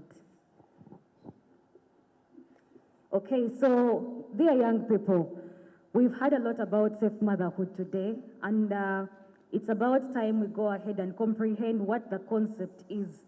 Sometimes we hear safe motherhood, and we may think, okay, maybe it's about girls just being pregnant, but no. That is why we have young people who are also males in this room. So we are going into a session where we shall just go into groups, random groups you choose, and then we discuss a few concepts. With me, I have different sets of people that will be guiding the different groups.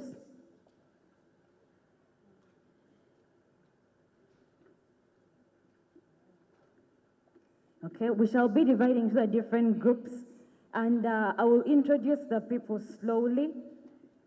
And that is, I have Mary Stops. Mary Stops will be conceptualizing family planning. But before we go forward, I've been told that there are people who want to give a very special thank you for the representative of the Queen Mother. Power to youth. Power to youth. Yes, Power to Youth wants to give a very special thank you to the Queen Mother. I don't know what you want to do, but I've been told that you want to, and young people come first at this conference.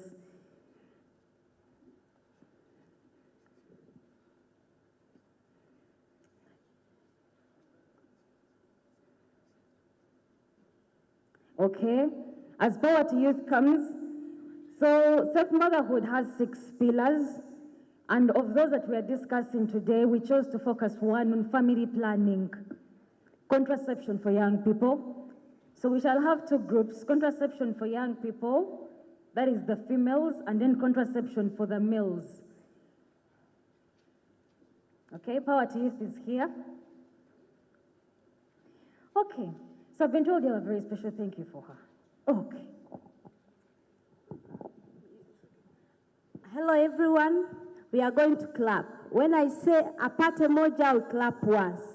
When I say apate mbili, she gets 2. When I say apate tatu, we give her 3. Thank you. Let's coordinate. Queen Mother, apate moja. Queen Mother, apate mbili. Apate tatu. Thank you. Thank you very much, Party. Yes. We would like to request for a selfie. Yeah.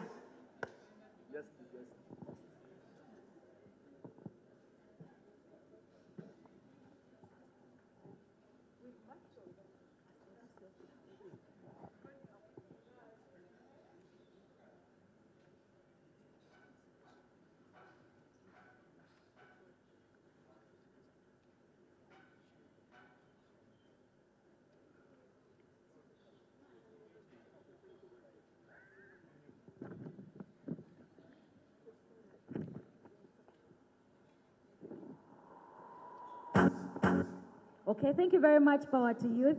And the young people get what they want today and forever. So I was still talking about the pillars of safe motherhood that we are discussing today.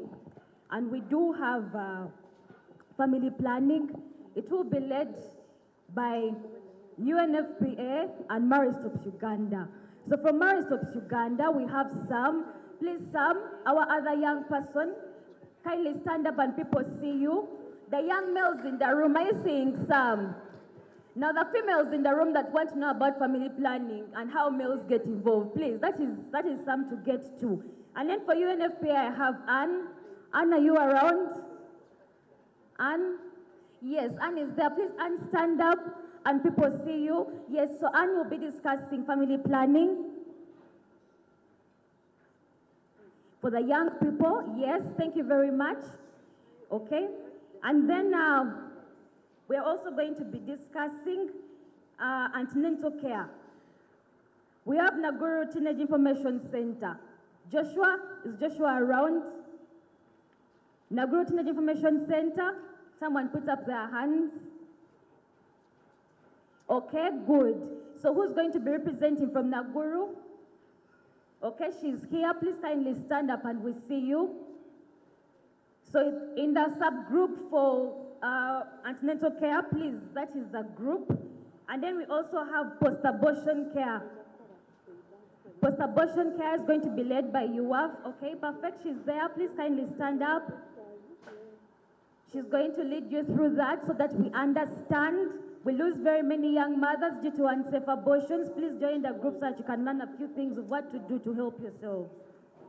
Okay, then we have another group, community engagement. What can we do in the communities? We have Flavia from Chai. Flavia is there. They usually say put on specs are very serious, but it's okay. She's a very nice person. Okay, so Flavia from Chai will take part in the community discussions.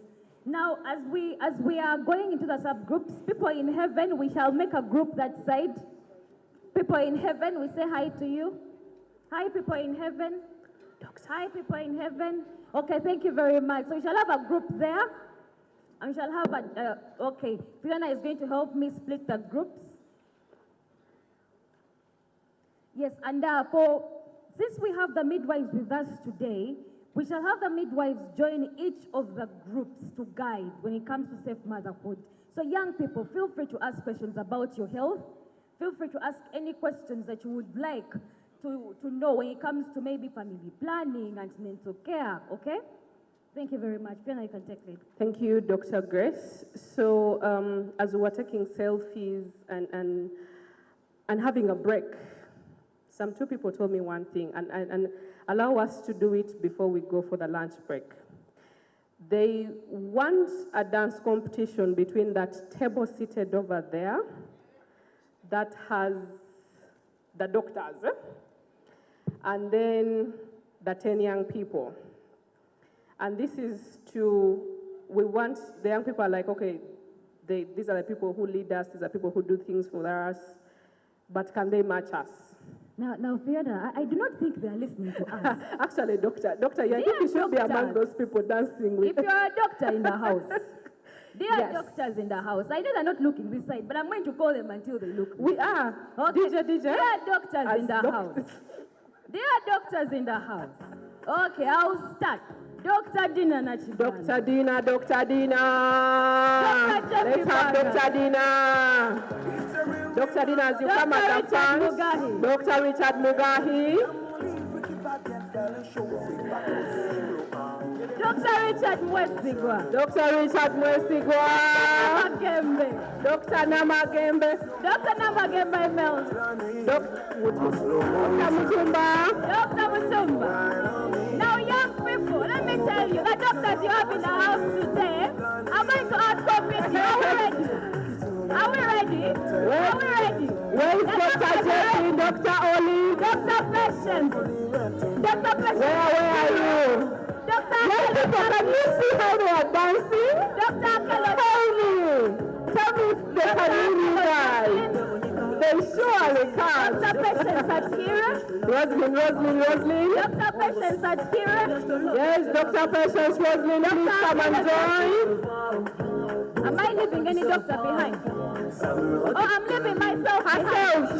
She's going to. So we are going to win this one. Now that you're part of the doctors, give me that mic. Give me that mic. This one stays here for Now that she's part of the doctors, she wants to cheat.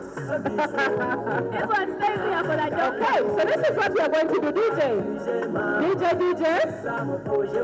DJ, just give us a moment, okay? So young people, I want one young person to tell me a song they should play for them. And we are giving them 2 minutes, okay? 2 minutes for the doctors to show us what they have, okay? As the doctors are showing us what they have, I want my 10 young people here who are going to counter what the doctors have. Just the 10 young people. Which song should they play for them? Anderea? Azawi, which one? Slow dancing, So they play for them slow dancing. Yeah? Can I, okay. Anderea, raise your hands. Slow dance, raise your hands. Another one to party is where? But now we want to party. Okay. DJ, please look for me to enter to party. Where are my 10 young people? Dr. Sam, come here. The moment they get off, these ones are just going to go the other side. We have the 10. Relax, when Fiona is in the mix, you will get shocked. Okay, DJ, do I have to enter to party? DJ, are we ready?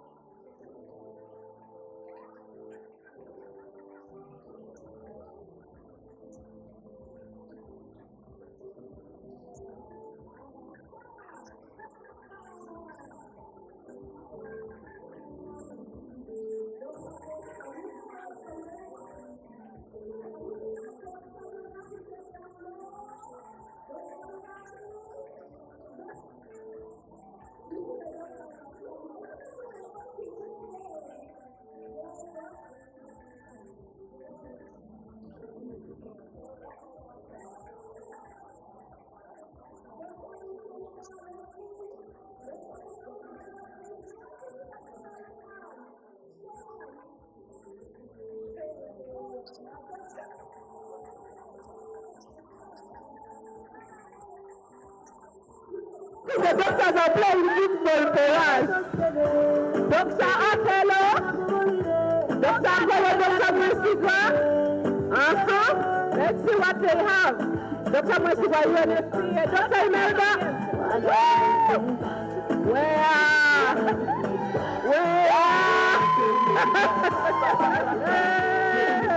Young people, you better challenge them. See how Dr. Namagembe is going down. Okay. We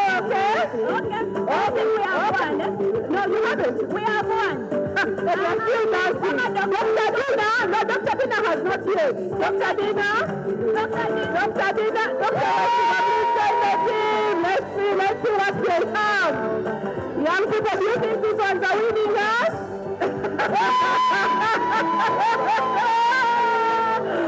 Where is Dr. Olive to crown it? Can I see Dr. Olive? Dr. Olive and Dr. JP. Dr. JP.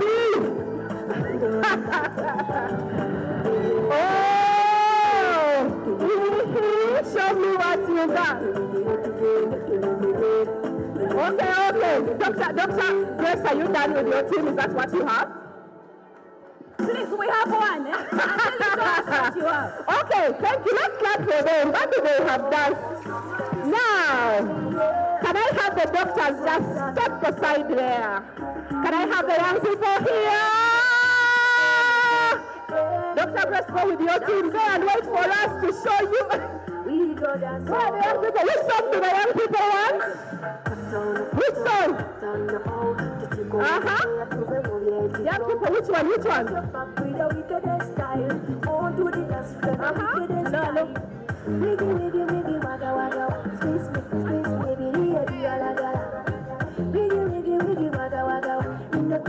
Where is Weekend?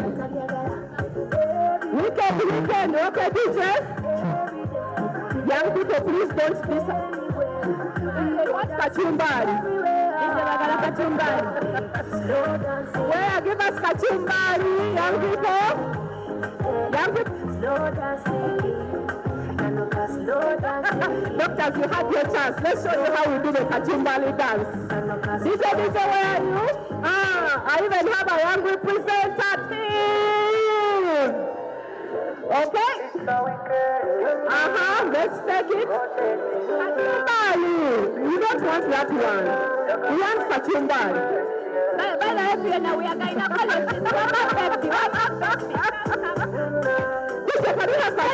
Doctor, now, what do you want to be when you grow up? I think they get kachumbari. What do you want to be when you grow up? Okay, young people, let's just go with that song, okay? DJ, from the start. DJ. Young people, I am already getting shocked. Why do you guys want to raise my blood pressure?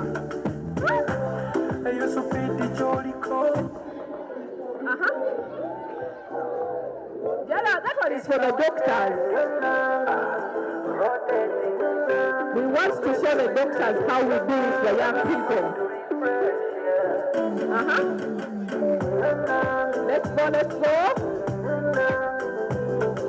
Young people. Baby girl.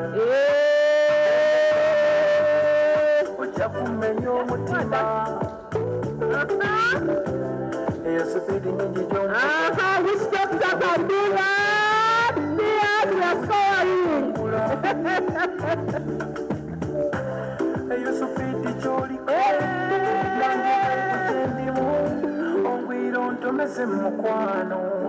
Kuba it's a weekend. Rotate it. Yeah, young people.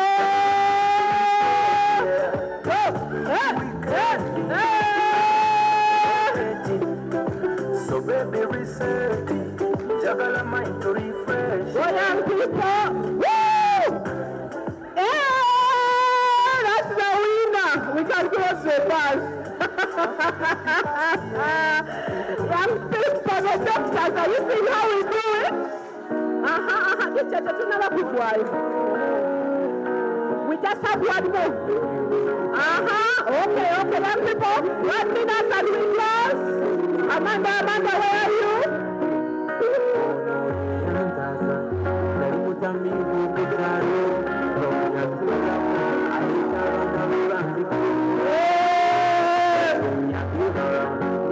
I am just passing to make sure my young people are dancing.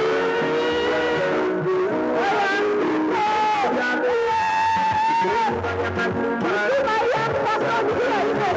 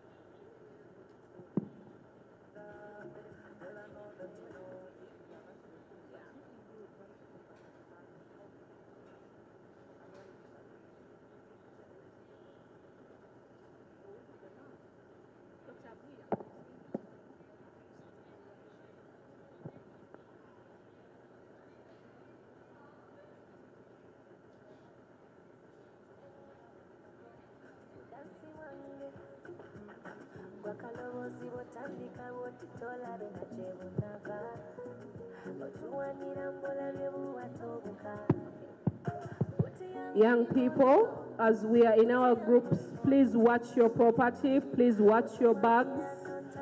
Please make sure that your property is intact. We will not take responsibility for anyone's property that is missing. So if we need to sit with our property, let's do that, okay? Thank you.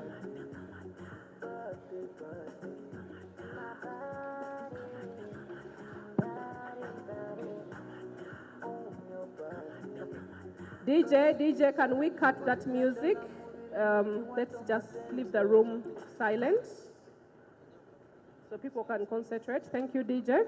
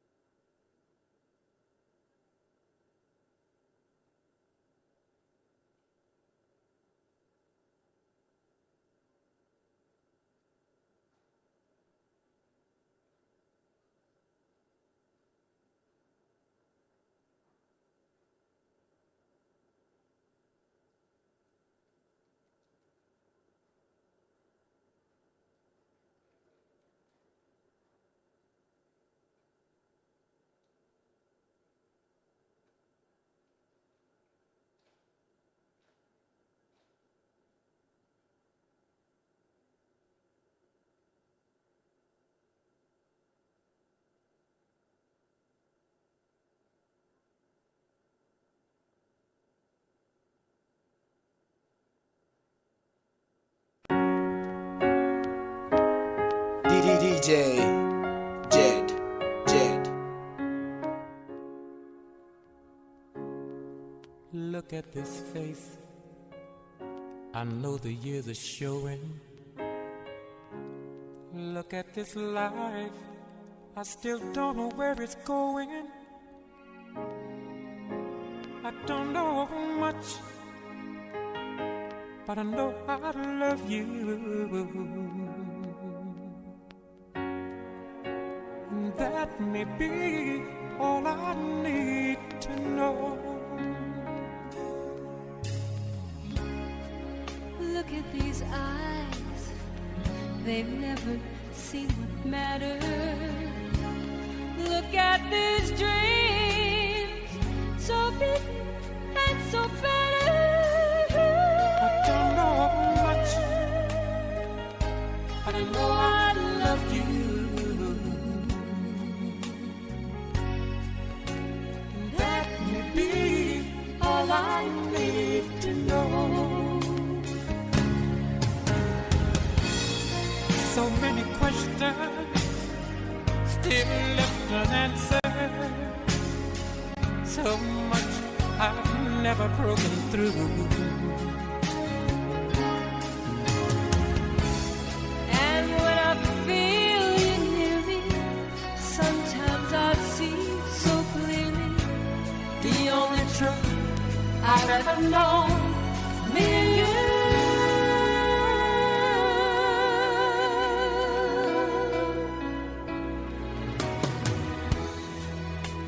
at this man, so blessed with inspiration. Look at this soul, still searching for salvation. I don't know much, but I know I love you. And that may be all I need to know.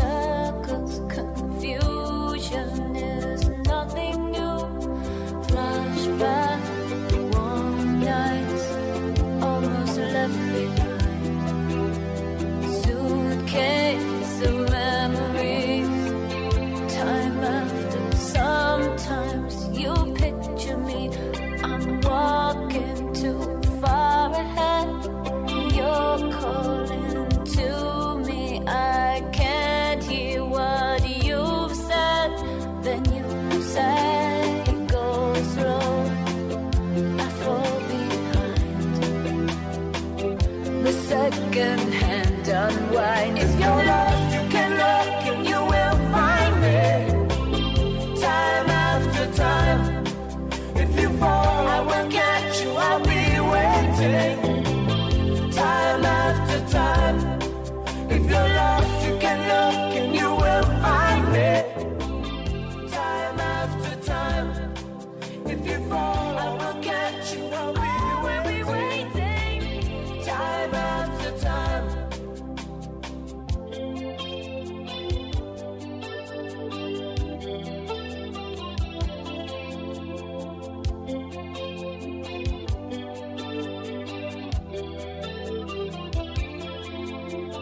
After my picture fades and darkness has turned to gray, watching through windows, you're wondering if I'm okay.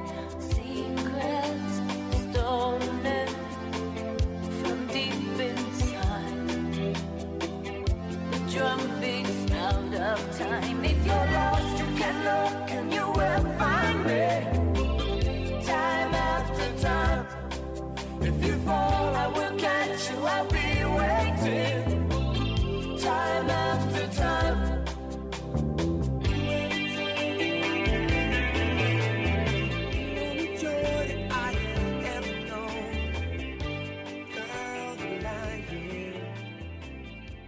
Just look around, and all of the people that we used to know, just giving up, they wanna let it go.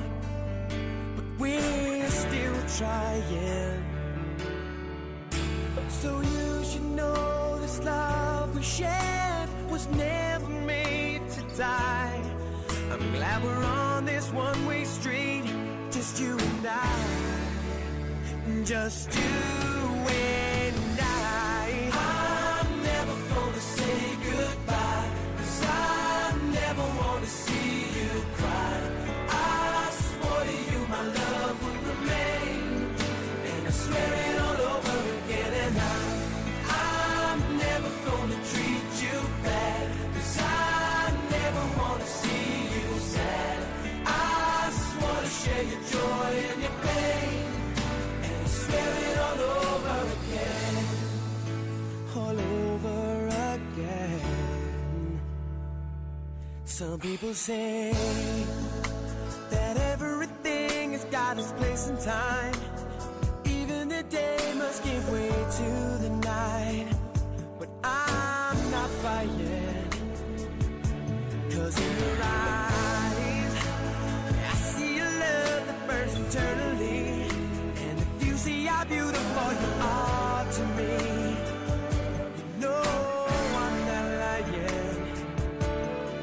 Sure, there'll be times we want to say goodbye, but even if we try, there are some things in this life won't be denied, won't be denied. I'm never gonna say goodbye, 'cause I never want to see you cry.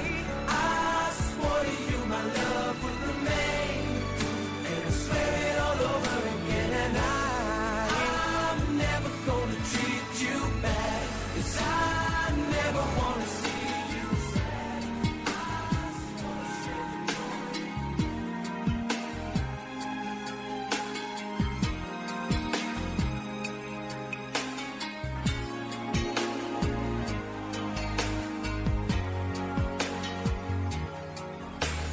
Sitting at home another lonely night. Wish you were here so I could hold you tight. Pain in my heart because I'm all alone. Why did you leave? Why did your love have to go?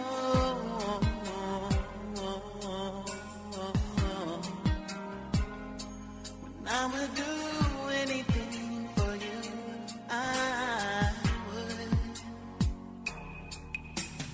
Thinking of ways that I can win your heart, but I'm so confused and don't know where to start.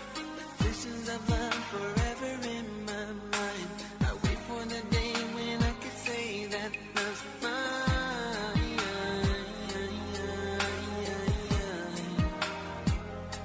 'Cause I would do anything for you, yes I would. I'll give you love, I'll give you love, the things you want, baby, there's nothing in this world I wouldn't do. I would do anything for you. I would do anything for you. I would do anything, girl, anything for you. So what can I do to prove I need your love? What will it take? Because I won't give up. Open your heart and let your feelings show. 'Cause deep down inside my heart just won't let you go. Girl, I would do anything for you, yes I would. I'll give you love, I'll give you love, the things you want, baby, there's nothing in this world I wouldn't do. I would do anything for you. I would do anything for you. I would do anything, girl, anything for you. So if there ever comes a time,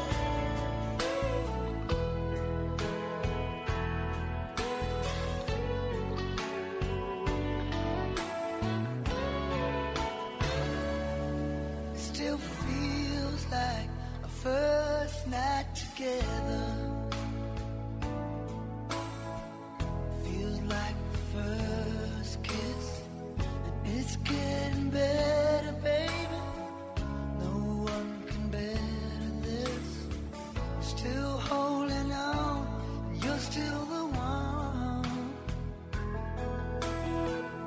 First time our eyes met, same feeling I get, only feels much stronger.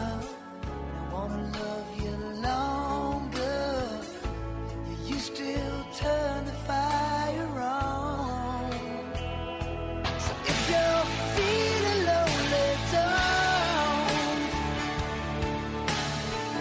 You're the only one I ever was.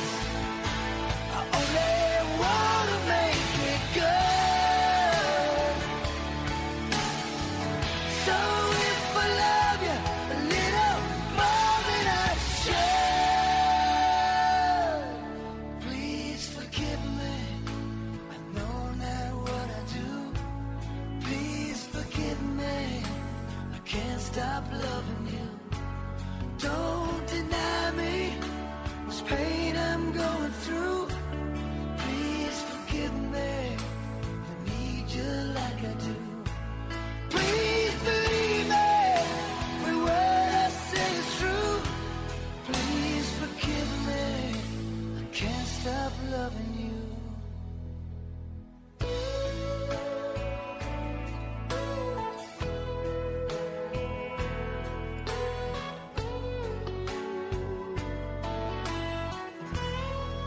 Still feels like our best times are together. Feels like the first touch. We're still getting closer, baby. Can't get close enough. Still holding on. You're still number one. I remember the smell of your skin. I remember everything. I remember all your moves. I remember you, yeah. I remember the nights, you know I still do. So if you're feeling lonely, don't.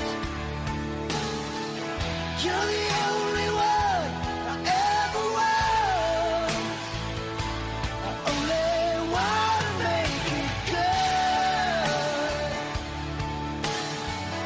So if I love you a little more than I should, please forgive me. I know not what I do. When I first please forgive me. I can't stop loving. I saw love. Don't deny me. And the first time you touched me, I felt love. And after all this time, you're still the one I love. Yeah. Looks like we made it. Look how far we've come, my baby. We might have took the long way. We knew we'd get there someday. They said, I bet they'll never make it. But just look at us holding on. We're still together, still going strong. You're still the one I run to, the one that I belong to. You're still the one I want for life. You're still the one that I love, the only one I dream of. You're still the one I kiss goodnight.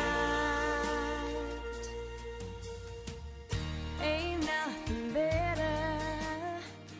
We beat the odds together. I'm glad we didn't listen. Look at what we would be missing. They said, I bet they'll never make it. But just look at us holding on. We're still together, still going strong. You're still the one I run to, the one that I belong to. You're still the one I want for life. You're still the one that I love, the only one I dream of. You're still the one I kiss goodnight. You're still the one.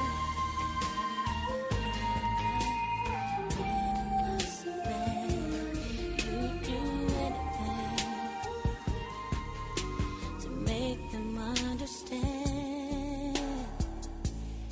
Have you ever had someone steal your heart away? You give anything to make them feel the same. Have you ever searched for words to get you in the heart, but you don't know what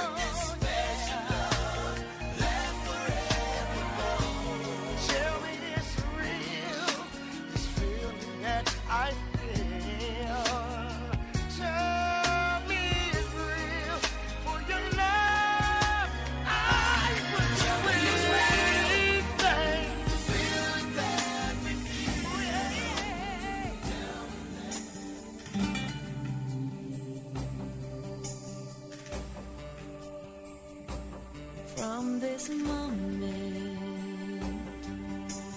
Life has begun from this moment. You are the one right beside you is where I belong. From this moment on, from this moment I have been blessed. I live only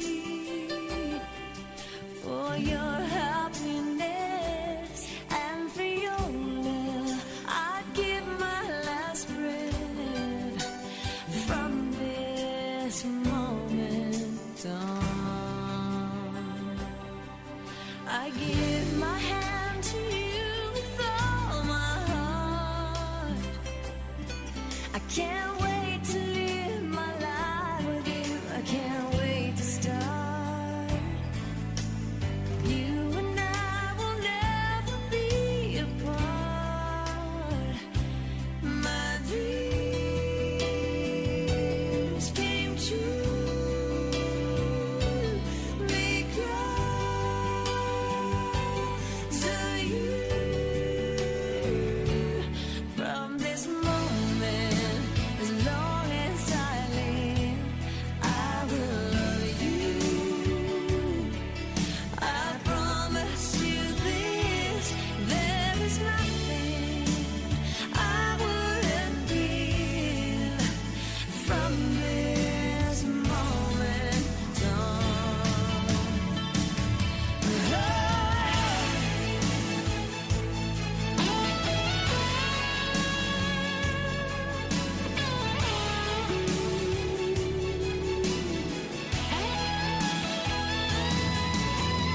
You're the reason I believe in love, and you're the answer to my prayers from up above. All we need is just the two of us. My dream. Every time you come around me, it's back to nobody ever made me feel this way. You kiss my lips and then you take my breath away. So I wanna know what turns you on. Yeah, I like to know so I can be all that and more. I like to know. What makes you cry. So I can be the one who always make you smile. Girl, he never understood what you were worth. No. And he never took the time to make it work. Deserve more love than no. Baby, I'm the kind of man who shows concern. Yes, I do. Any way that I can please you, let me learn. So I wanna know what turns you on. I wanna know so I can be all that and more. I like to know. I like to know what makes you cry. So I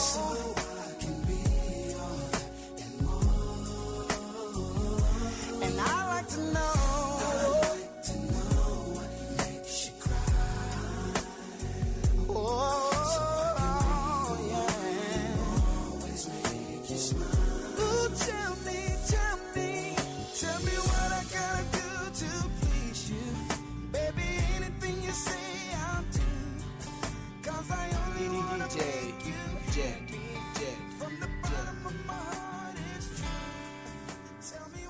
I can feel the magic floating in the air. Being with you gets me that way.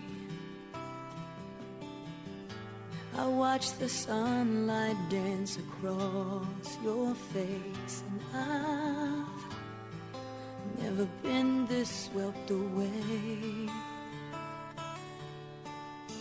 All my thoughts just seem to settle on the breeze when I'm lying wrapped up in your arms. The whole world just fades away, and the only thing I hear is the beating of your heart. And I can feel you breathe, it's watching over me, and suddenly I'm melting into you. There's nothing left to prove, and baby, all we need is just to be caught up in the touch, slow and steady rush. Baby, isn't that the way that love's supposed to be?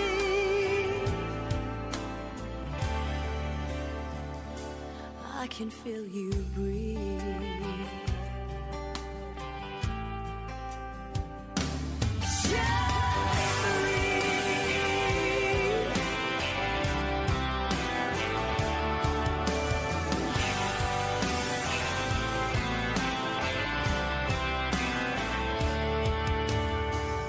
In a way, I know my heart is waking up as all the walls come tumbling down. Closer than I've ever felt before, and I know, and you know, there's no need for words right now. And I can feel you breathe, washing over me, and suddenly I'm melting into you. There's nothing left to prove, baby, all we need is just to be caught up in the touch, the slow and steady rush. And baby, isn't that the way that love's supposed to be?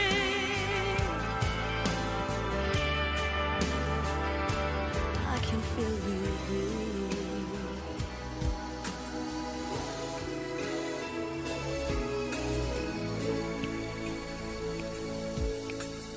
Mama, you gave life to me, turned a baby into a lady. And mama, all you had to offer was a promise of a lifetime of love. Now I know there is no other love like a mother's love for her child. And I know a love so complete, someday must leave, must say goodbye. Okay, young people, let's come back. Goodbye's the saddest word I'll ever hear. Goodbye's the last time I will hold you near. Someday you'll say that word and I will cry. It'll break my heart to hear you say goodbye. Mama, you gave love to me, turned a young one into a woman. And mama, all I ever needed was a Sam, let's have your team come back. And please, let's have your team come back. Flavia, it's time up. Okay? Young people, we can discuss self-motherhood for the next 30 years in our life. Okay? And plus, let us slowly dance back to our seats.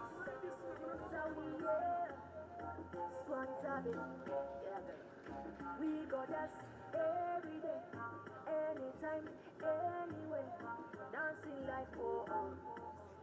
We go dance oh oh, yeah. We go. Put on, oh. Titikole mopea tuve mulie tito. Rock off your back with a wicked style. On to the dance floor, now wicked style. Wiggy, wiggy, wiggy, wagga, wagga. Squeeze me, baby, the wagga, wagga. Wiggy, wiggy, wiggy, wagga, wagga. Look if one you are at a gaga. Everywhere, we go dance every day, anytime, anywhere. DJ, increase the volume. The young people, so they can't listen to each other and they come back here.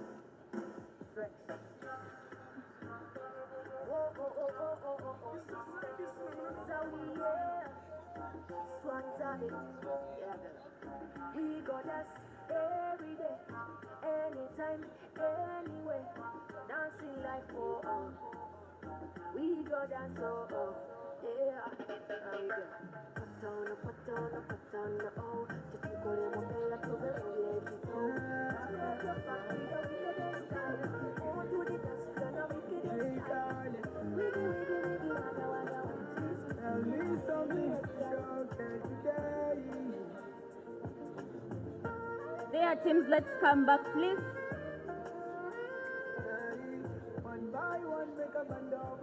The team leads the different groups. I would like to meet you at the back of the conference hall now.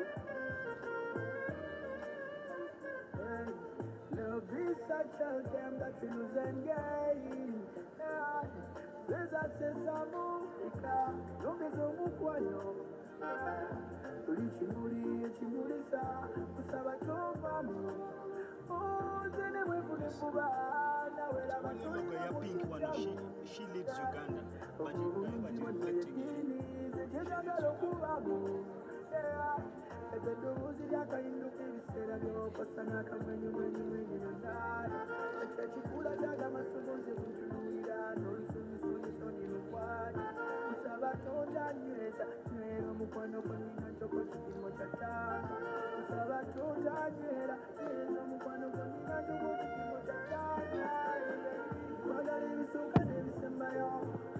Okay, team members, can we come back? DJ, I'm going to ask you to increase for me that volume so that we disrupt them, so that they can come back to the room. Can we please, those who are ready to give us the notes, please be prepared. Young people, can we please take our seats? Can we please take our seats? Please don't move with whatever doesn't belong to you. Please, let's take our seats. Let's take our seats, young people. DJ, I want to dance for my young people.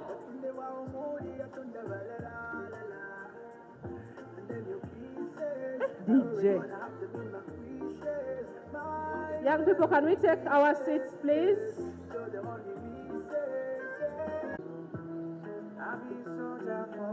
Can I have this group dissolving? We are going to do a dance competition between me and Dr. Jen. As we take our seats.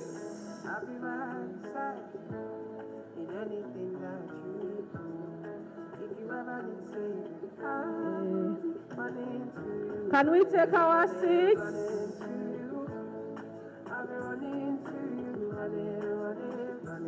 The representatives of the young people who are reading out the recommendations, please come quickly on stage. Where are the representatives?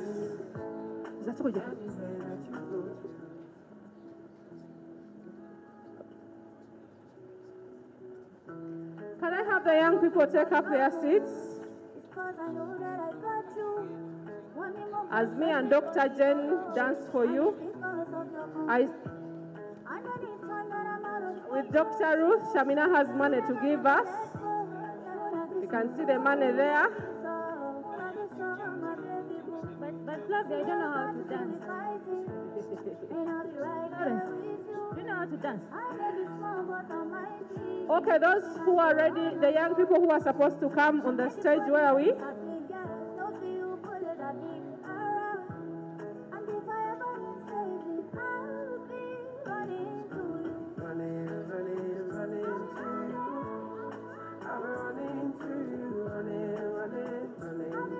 Okay, where are the young people?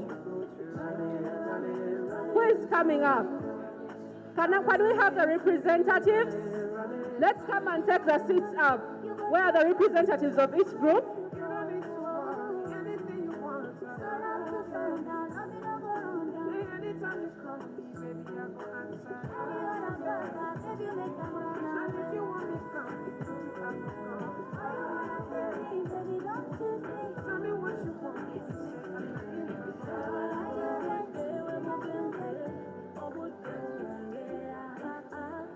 Can we have the young people take their seats up, the representatives of the groups? Can we be so fast so that we are in time for lunch? How many groups are missing? Who is leading on family planning? Who is leading on family planning? Dr. Sam, where is your person?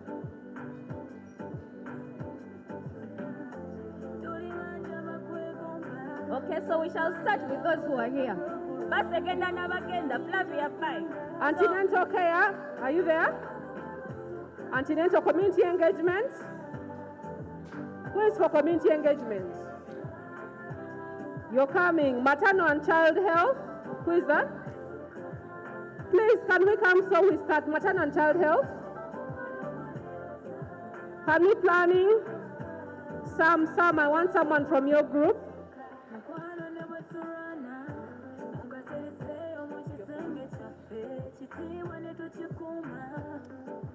Do we have maternal and child health up here?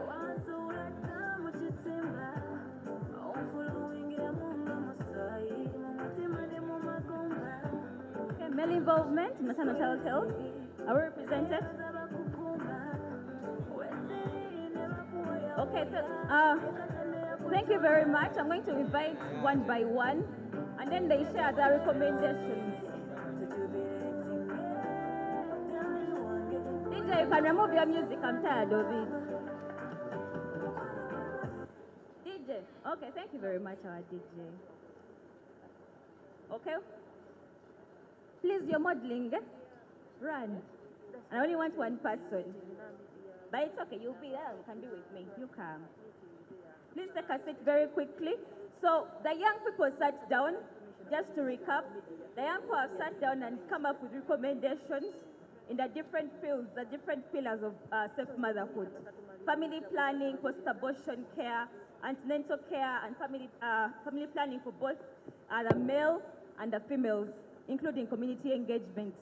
And their recommendations are going to be used to come up with a position paper that will be shared at the main conference.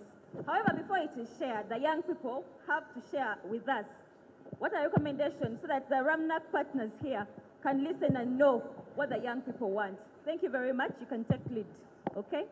When I give you, you introduce your name, which organization you're from, and then you can tell us which group that you're representing, and you give us quickly, just 1 to 2 minutes. Thank you. Thank you so much. My name is Kajumba Donna, and I'm from Oyafpa and Amari Stops. So I'm from the group of family planning, and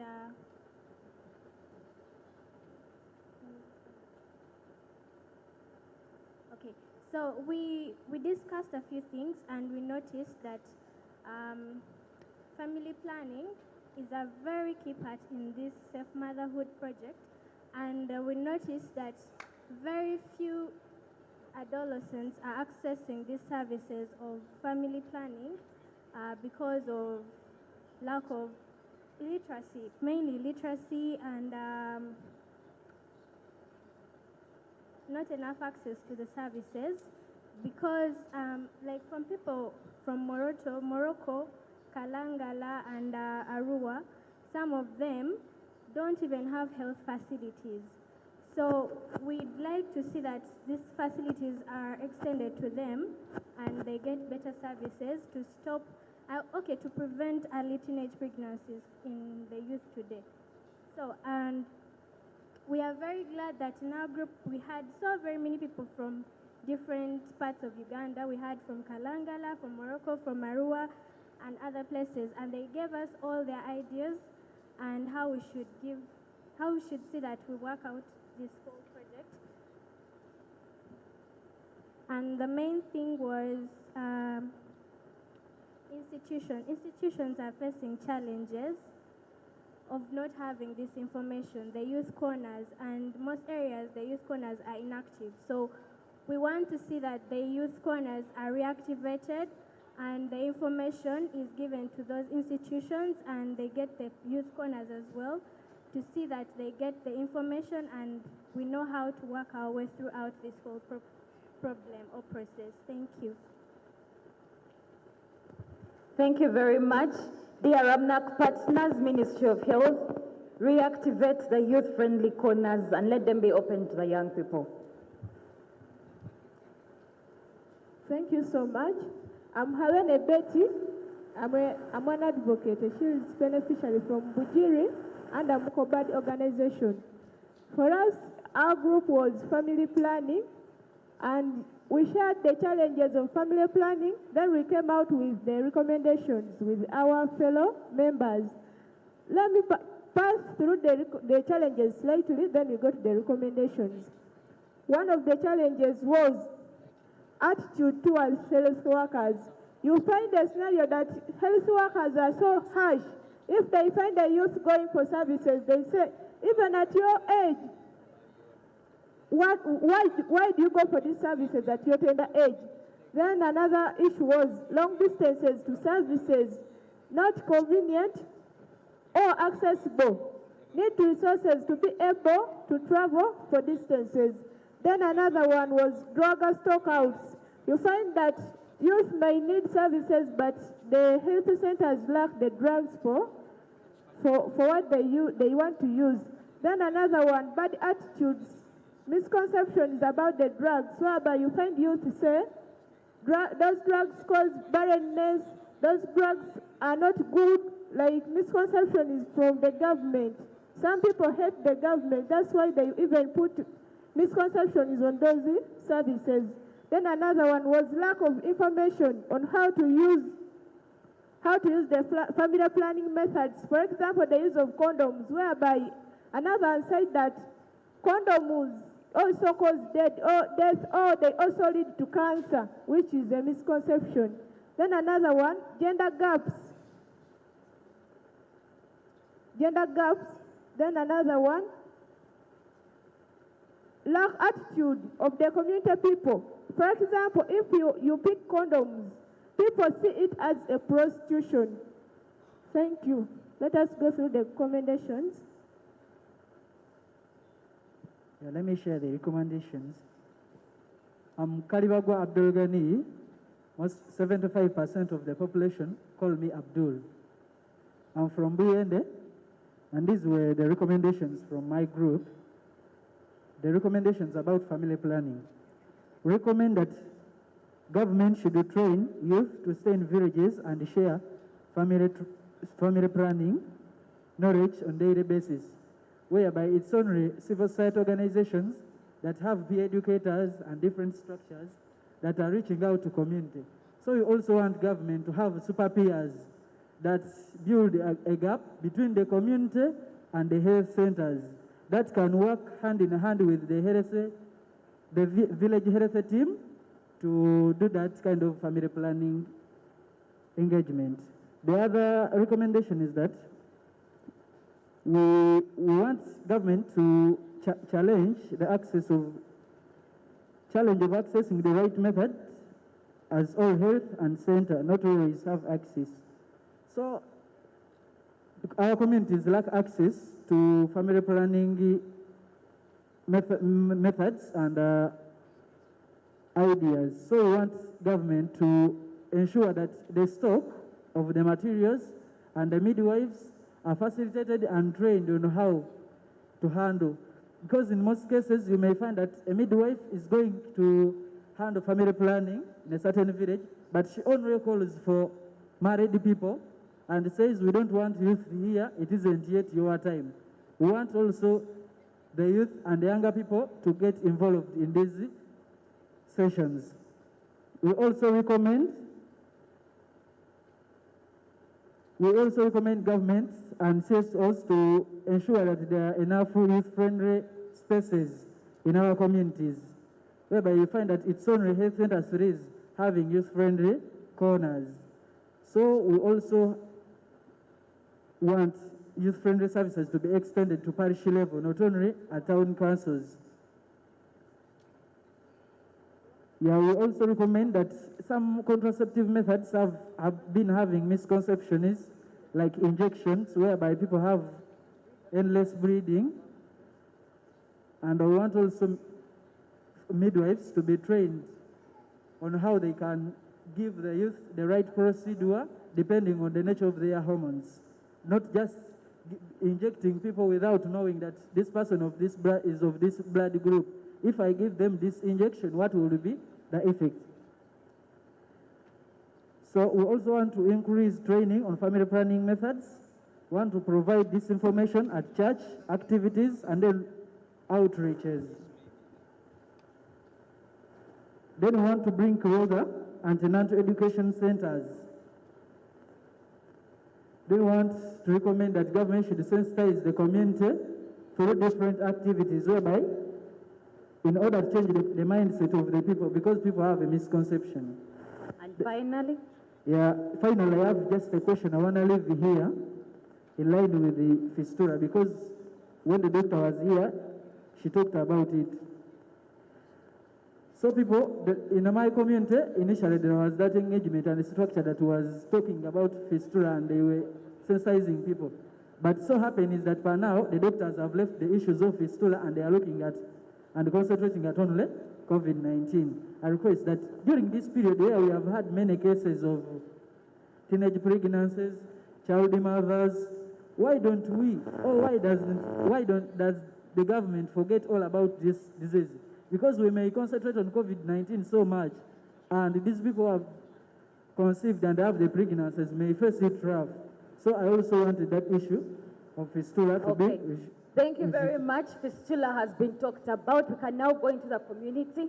Thank you very much, Tim.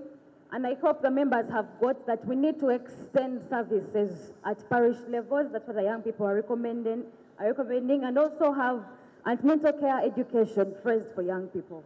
Thank you very much. Please kindly be brief, 1 minute. Okay, thank you so much. My name is Ngelesha Linda from Moroto District under Kawo organization representing Community Engagement Group. Actually, we came up with the recommendations. Because of time, I can't go through the challenges because everyone here has shared the challenges and other things. So to the individuals, like protect each other.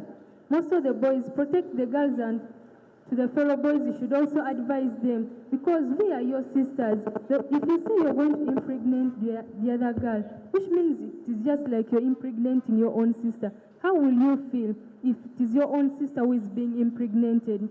Then also we should build skills amongst ourselves to meet menstrual health needs. For example, making of pads.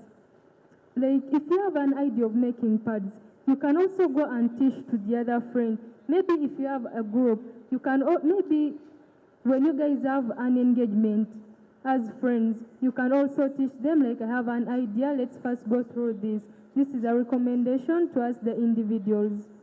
Then to the community, because all of us, we are the community. Then parents, the religious leaders,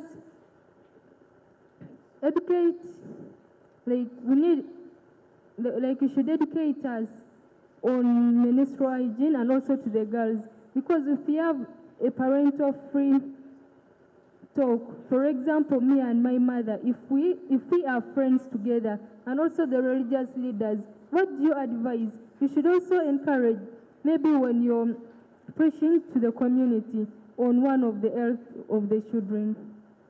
Then to the national, then implement, not just make, and also account for progress made in implementing policies that favor the girl child and also other sexual reproductive health needs. Thank you so much. Due to time factor, allow me to stop here. Thank you so much. You can pass on to your next. Thank you very much. The young people are requesting that the religious leaders do help them and teach them about safe motherhood, including menstrual hygiene. Good afternoon, everyone. My name is Nawega Swalha. I'm the female district youth councillor, the Sinjo district, and the YAG representative. I'm handling post-abortion care, and as you all know, abortion is the deliberate termination of a human pregnancy. So post-abortion care is what should be done after an abortion has been carried out. Let me take you through what is done under post-abortion care. First of all, we have to identify the girl who has aborted. Then we have to do psychosocial support or counseling to this girl. Then we have emergency medical or surgical management of abortion. Then we have to do family planning counseling and offer services to this young girl. Then the other role we have to play is community empowerment of thorough community awareness and mobilization. On the recommendations, we've recommended the government to come up with policies that support sexual reproductive health and rights to adolescents. We are recommending sex education in schools, and I think this should be strict because these days you are aware young girls are sexually reproductive at a very young age. Then this point usually shakes most of us, but it's a request for legalizing safe abortion because however much we are shying away from it, it's going on and we are losing very many young girls. Then we need more community sensitization on safe abortions. We need safe spaces or corners for our adolescents to access sexual reproductive health services, especially at our community level. We have health centers, but you've heard the main point is of the attitude of health workers. But I believe once these corners are established, we have a free corner to air out our views as adolescents and young youth. Then more training for health workers on handling adolescent needs. Lastly, engaging men and boys equally in the use of sexual reproductive health services. Thank you so much. Thank you. Okay, the young people are requesting for legalization of safe abortion care, but they're also requesting that the health workers be taught on how to help the young people when they're requesting for services. Since young people are here with doctors today, an abortion is not just a deliberate act, but it's just a termination of pregnancy, whether it occurs by a deliberate act or it just occurs spontaneously. Thank you. Hello, Let's wrap up quickly. You're together or you understood the assignment. Thank you very much. Hello, everyone. I'm Namingo Josephine from Naguru Teenage Center, a peer mother. I'm going to talk about antenatal. So antenatal, okay, I'm going to first you through what we do at Naguru Teenage Center. Antenatal involves identifying high-risk pregnancies and educating pregnant mothers. ANC care is the care given to pregnant women during pregnancy. As at Naguru, we give services to adolescents from 10 to 24 years. And in antenatal, we consider grouping. Like we group them from the teenagers, the young adolescents, from 10 to 19, and the young women, 20 to 24 years. So this group helps them, it helps them develop confidence in themselves, like confidentiality. And we have groups like the peer mothers groups and the newborn mothers club. The peer mothers group is held The peer mothers group is held twice in a year, and the newborn mothers club is held every Wednesday, the last Wednesday of the month. So my peer is going to talk about the challenges. Good afternoon. My name is Lamunu Tracy. Let's go straight to the recommendations. Okay. So recommendations for the challenges that young people face while accessing antenatal care. The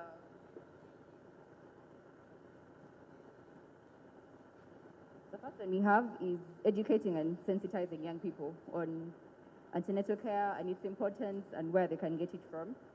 Also, advocacy for the matters concerning young people before they have to access the antenatal care.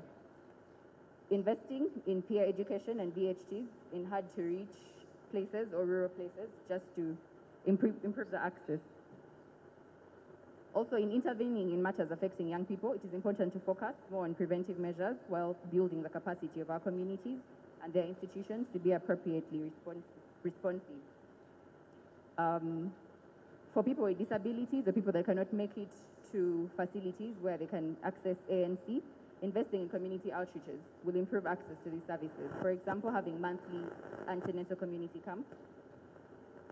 We also have building the esteem and confidence of individual young girls through club activities, peer training, and also having peer-headed activities that the young people can relate to, for example, peer counseling.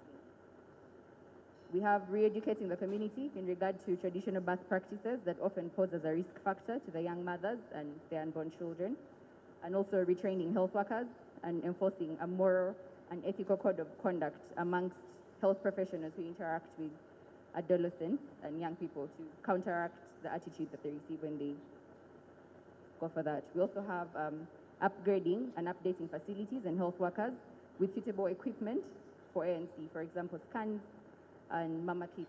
So the Ministry of Health and the Government of Uganda should increase the provision of this equipment. Okay, and finally? That was finally. Okay, thank you very much. So thank you very much, the young people. The young people are a very key component to this discussion. I would like to kindly request, with us we have Mr. Semakola Henry from the Ministry of Education and Sports, and if only he could come up here and conclude this session of sharing about the safe motherhood pillars and young people, we would be glad. As he's making his way here, do we know Azawi? Do we know Azawi? What do we know about her? She's your sister. She's my twin if she's your sister. Mr. Semakola Henry, thank you very much. Young people, please do not tire. Azawi is in the building, okay? Yes, she's coming up. Thank you very much. Good afternoon, ladies and gentlemen. I didn't know the moderator of the session would just hijack me, but since she said I should say one or two, it is true I work with the Ministry of Education and Sports, and I'm substantively employed in the Department of Guidance and Counseling, which is actually very concerned about young women and young boys, specifically in our institutions of learning. We are with you in all efforts that support good health of our young people. And I know that all the discussions today have focused on the issue of safe motherhood. And indeed, we know that the mandate to provide the medical guidance is the Ministry of Health. But for us, we can continue to guide in our own way by giving information. So I want to associate with all the information that has been raised and possibly the recommendations, and only to promise that for us, we can only work in what fits in our mandate. What is not in our mandate as Ministry of Education, we leave it to other sectors, especially issues that are strictly medical. Those are for the health sector. But about information and guidance and providing psychosocial support to the young people, especially the young girls, we are really on. Right this morning, I was attending a discussion on menstrual hygiene management organized by, I think, Meniscus. And yes, the discussion was also around the plight of the adolescent girl. So I want to thank us so much for all that we've done and for all that we are continuing to do for the sake of safe motherhood in this country. Thank you very much, and I think I'm told to close this particular session. Thank you. Yes, you can close this session. Now, Mr. Samakula, before you came, the young people were taking selfies. So now the young people understand. Please come and take a selfie. One selfie with Mr. Samakula. Am I safe? Yes, you're safe, one by one. And it is social distance this time. You stand here and take a selfie.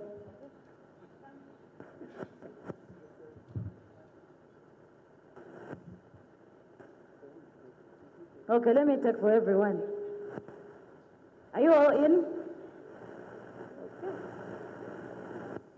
There we are. Thank you very much, the young people. I'm told that Zawi is in the building.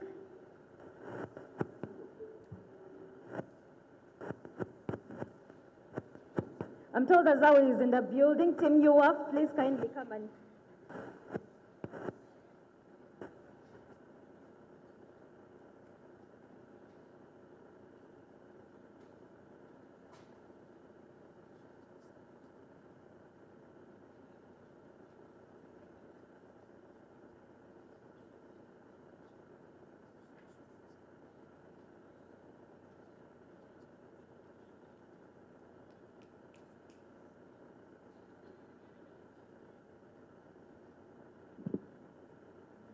Okay, thank you very much. So yes, are we hungry? Lunch is ready. Please let's kindly slow dance our way and have a meal, okay? And then be back very quickly, 45 minutes. Go stretch, eat something, eat quickly because Azawi is here, okay? Azawi is here. We want selfies, right? So let us hurry and go and have our lunch, okay? Thank you very much, the young people.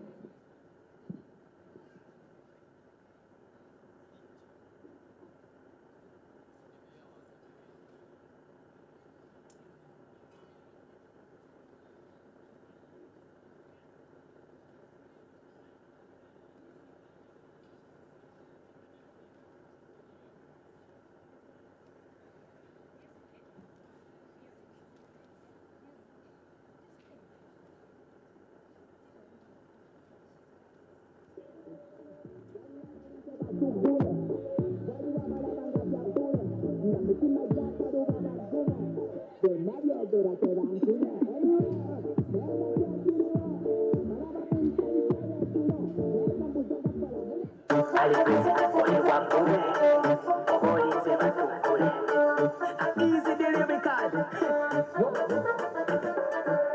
Wali wabalize batukule. Wali wabalabanga byabule. Nga mitima gyakaluba bagume.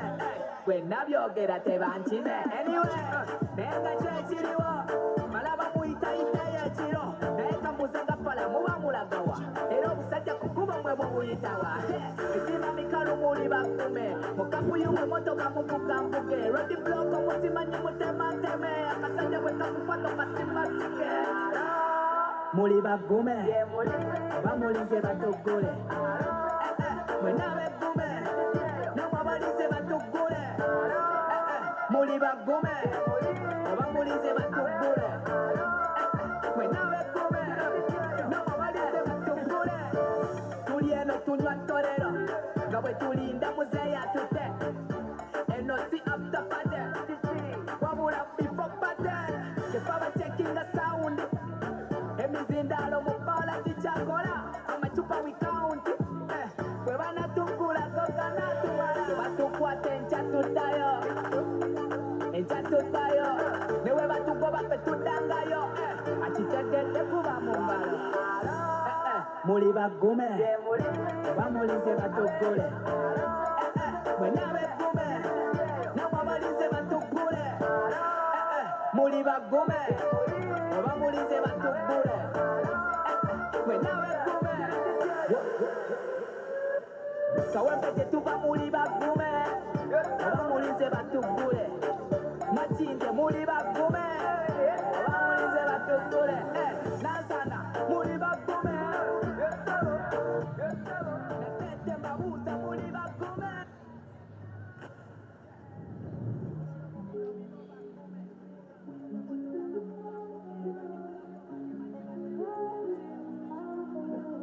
Found you when your heart was broke. I feel tried so hard to keep you close. I was afraid to leave you on your own. I said I'd catch you if you fall. And if they laugh, then fuck 'em all. And then I got you off your knees, put you right back on your feet, just so you could take advantage of me. Tell me how's it feel, sitting up there, feeling so high, but too far away to hold me. You know I'm the one who put you up there, name in the sky. Does it ever get lonely, thinking you could live without me, thinking you could live without me? Maybe I'm the one who put you up there, I don't know why, thinking you could live without me, live without me. Baby, I'm the one who put you up there, I don't know why. Gave love about 100 tries, just running from the demons in your mind. Then I took yours and made them mine. I didn't notice 'cause my love was blind. Said I'd catch you if you fall, and if they laugh, then fuck 'em all. And then I got you off your knees, put you right back on your feet, just so you could take advantage of me. Tell me how's it feel, sitting up there, feeling so high, but too far away to hold me. You know I'm the one who put you up there, so leave me the sky. Does it ever get lonely, thinking you could she'll make you curse, see your blessing, she'll rip your shirt, within a second you'll be coming back for seconds. With your play, you just can't help it. Oh, no, you play along, let her lead you on. You'll be saying no, then saying yes, 'cause you're messing with your head. Oh, she's sweet but a psycho, a little bit psycho. At night she's screaming, my mind. Oh, she's hot but a psycho, so left but she's right though. At night she's screaming, my mind. Grab a cop gun, kinda crazy. She's poison but tasty. Yeah, people say run, don't walk away. Yeah, she's sweet but a psycho, a little bit psycho. At night she's screaming. Right now is the time of the Most High. Ye sons of men. The rich man's wealth is gonna rule my destiny. There was good and evil. We chose good. Why raise the time of the Most High? Ye sons of men. The rich man's wealth is gonna rule my destiny. She's a psycho, a little bit psycho. At night she's screaming, my mind. Oh, she's hot but a psycho, so left but she's right though. At night she's screaming, my mind. She'll make you curse, see your blessing. She'll rip your shirt, within a second you'll be coming back for seconds. With your play, you just can't help it. Oh, no, you play along, let her lead you on. You'll be saying no, then saying yes, 'cause you're messing with your head. Oh, she's sweet but a psycho, a little bit psycho. At night she's screaming, my mind. Oh, she's hot but a psycho, so left but she's right though. At night she's screaming, my mind. Grab a cop gun, kinda crazy. She's poison but tasty. Yeah, people say run, no.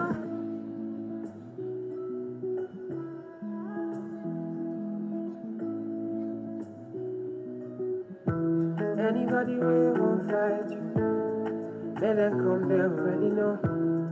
I'll be right beside you, like the wall of Jericho. They don't know what's going on. Wanna get so, my baby girl. I'll be a soldier for you. I'm getting better in Kung Fu. You should know I got it, and you don't need to guide me too. I'll be right beside you in anything that you do. you ever need saving, I will be running to you, running to you. I'll be running to you, running to you. Anywhere that you go to, running to you. I'll be running to you, running to you. Anywhere that you go to.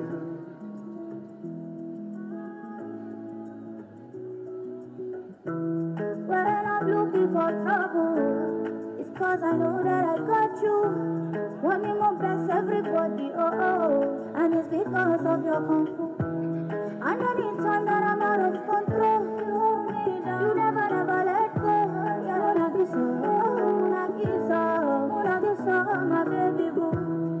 See all the battles you'll be fighting, and I'll be right there with you. I may be small, but I'm mighty, and I go run up for you. And anybody waits a big girl, don't be you put it a big around. And if I ever need saving, I'll be running to you. Running to you. I'll be running to you, running to you. Anywhere that you go to, running to you. I'll be running to you, running to you. You got your anywhere that you go. You don't need to walk, anything you want. sun up to sundown, love me no go run down. Anytime you call me, baby, I go answer.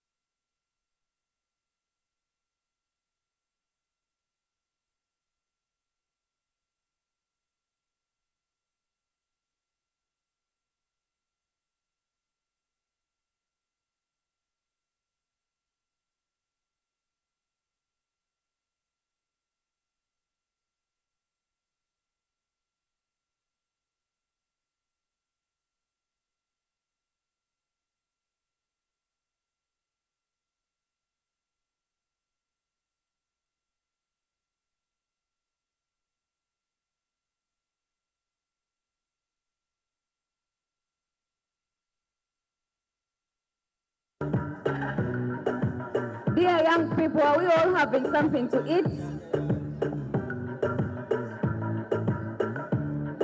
Dear young people, are we having something to eat? Now, my young people in heaven, if you want to miss us, stay there, but I want you to come down here. In the next 10 minutes, you may miss Azawi's selfie. On his back, Dear young people eating from outside, please come back in. Made my last mistake. You're happy and I hate it. We are leaving no adolescent behind. Dear young people, as Zara is in the building, please let's come back in. I want you back, but you're gone. All on my own, I miss you. I know it's too late, can't handle that truth. I want you so bad. I need you back, but you're gone. You should have been me all along. You should have been me every time I close my eyes. Yeah, I can see those days when I used to be. But oh God, you should have been me all along. Well, this was then it seems.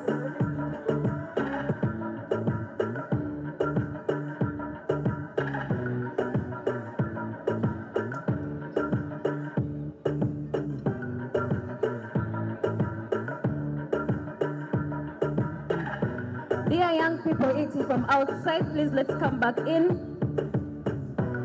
I needed a little space. Honest, I thought you'd stay waiting. I made my last mistake. You're happy and I hate it. And now I know that I spoke too soon. Seeing how fast you made moves. I want you so bad. I want you back, but you're gone. All on my own, I miss you. I know it's too late, can't handle that truth. I want you so bad. I need you back, but you're gone. You should have been me all along. You should have been me every time I close my eyes. Yeah, I can see those days when I used to be. But oh God, you should have been me all along. Well, this was then it seems. 'Cause you don't think of me that often. How could I let you leave me? Yeah. Well, it's too late to stop, yeah. And now I know that I spoke too soon. Seeing how fast you made moves. I want you so bad. I want you back, but you're gone. All on my own, I miss you. I know it's too late, can't handle that truth. I want you so bad. I need you back. Dear young people, if you're still serving food, you're missing us away. You should have been me all along. Young people in heaven, by the way, better stop down. You should have been me every time I close my eyes. Yeah, I can see those days when I used to be. But oh God, you should have been me all along.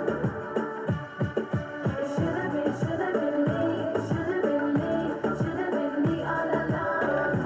Should have been me all along. Yeah, should have been me, should have been me all along. Should have been me all along.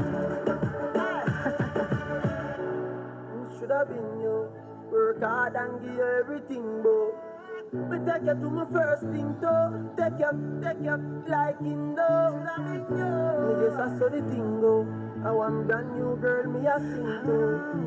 Different man, you go swing to. Him go buy your fear drink to. Oh, should I never take it for granted? 'Cause it should have been you all along. Now me know you feel like you haunted. Me a drive you crazy like a guitar van. Yeah, you know you shouldn't leave all along. Pretend like you're happy, you a grieve all along. You get married, but you mash up the plan. And next girl I watch out the man. You should have been me all along.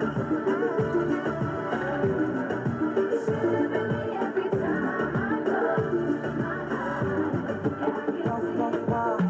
My Mary Jane, I'm high on life, wanna meditate. So allow me, make I enjoy life. 'Cause problem not the finish, oh, eh. Every day different wahala. Problem not the finish, oh, eh. Skibidi-bidi-bidi-da-da-di-day.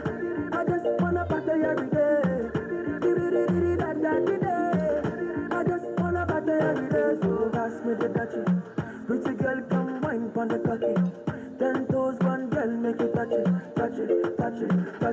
touch it, touch it. Pass, pass, pass me the touch it.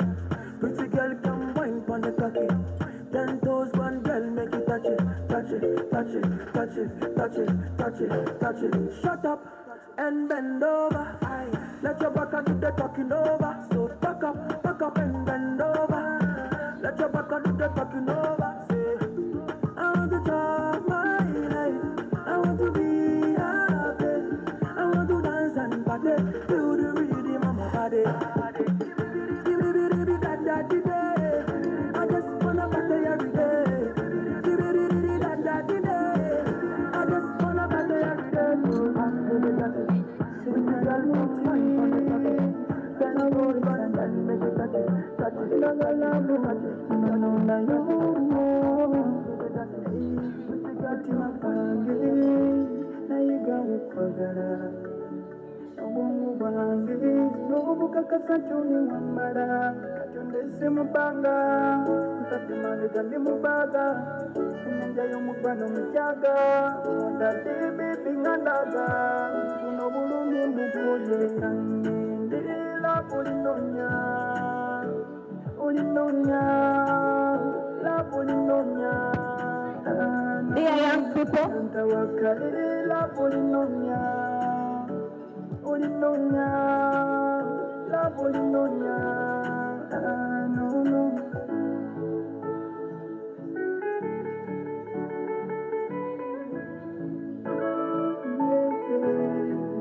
Mpande divorce, abanjagala bakoze rosi, wadde mu miwulo sudde bikusi.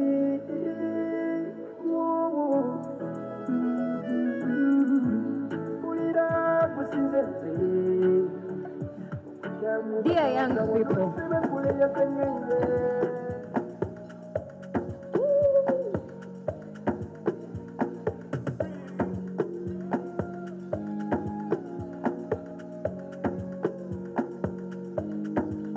baby, follow my command like zombie. Go down on me, you with your coca body. You people, this set feels nice, huh?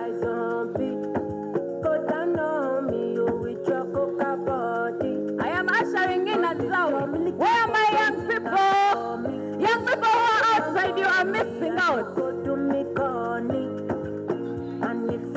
You know, I used to tell us it's bad to eat when you're dancing or dancing when you're eating. I don't show much.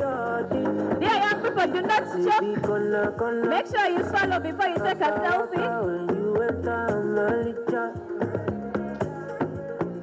Baby, kona, will you give me sugar? Wala. I need someone for video. Macho Mona Lisa, Macho Mona Lisa, Macho Mona Lisa, Macho Mona Lisa, Macho Mona Lisa, Macho Mona Lisa, Macho Mona Lisa, Macho Mona Lisa.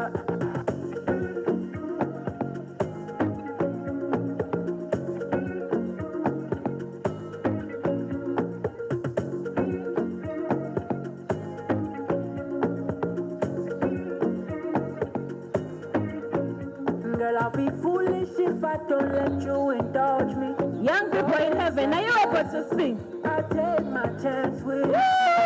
If I dare you,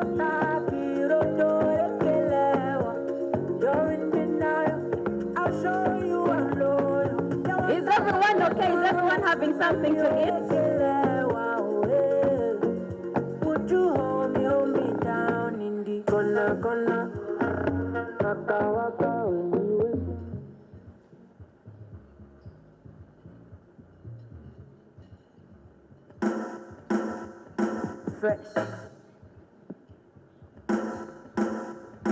Fresh. It's just like this, and I'm gonna know what them are look fine. Okay.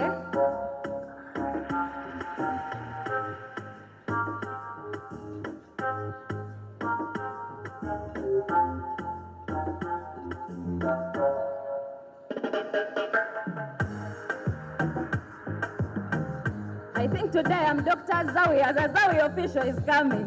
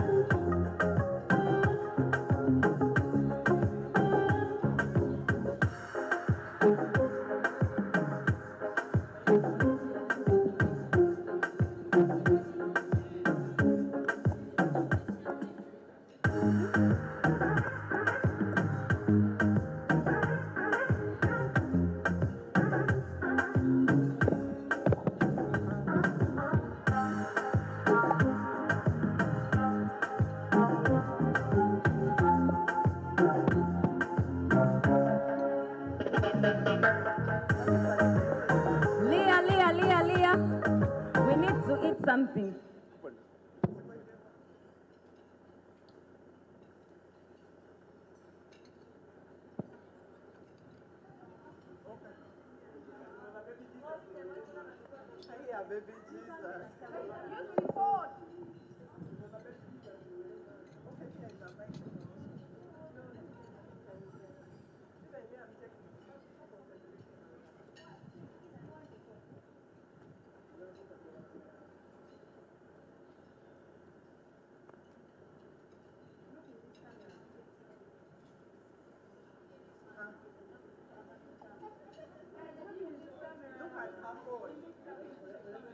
They are young people, they are young people.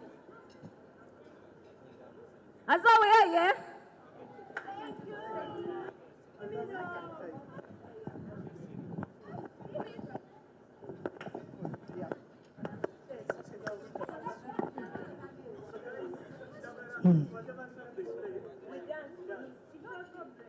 Azawi, yeah, my young people outside, my young people outside. What are you doing with Azawi? Please bring her in.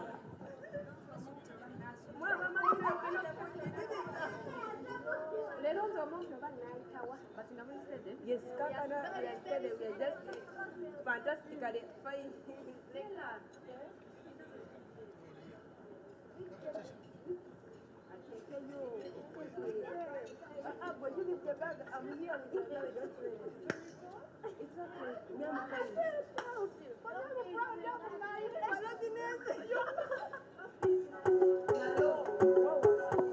Oh, na, na, na, eh. See. Yes, my young people. Yeah. Oh, you love it. So you feel it too. Are we having a good time? Come on.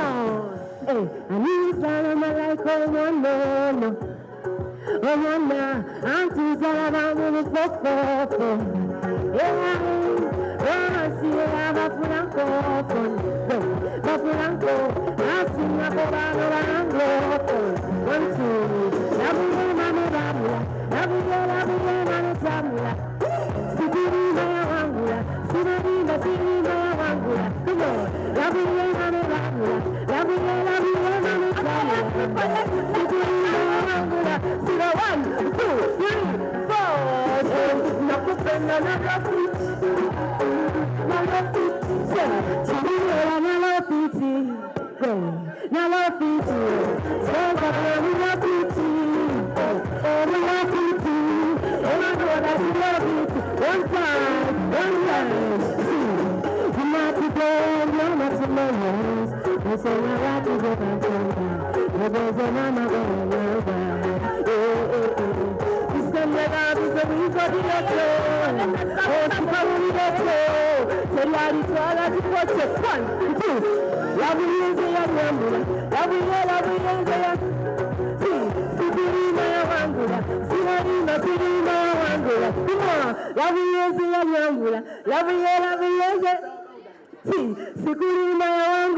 One time.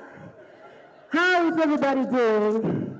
Let's roll it. I'm so happy to be here performing for you, our dear youth. I'm also a youth, so this is such a great opportunity. Yes, Novik, let's roll it. Yeah. Hey, Okay. You know this one, right?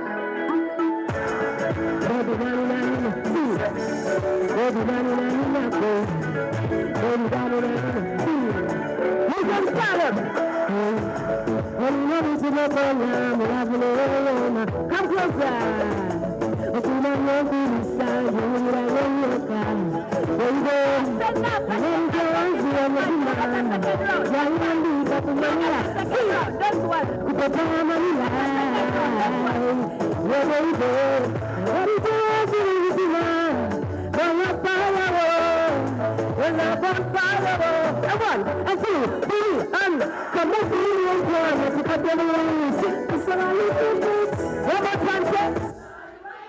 Come on.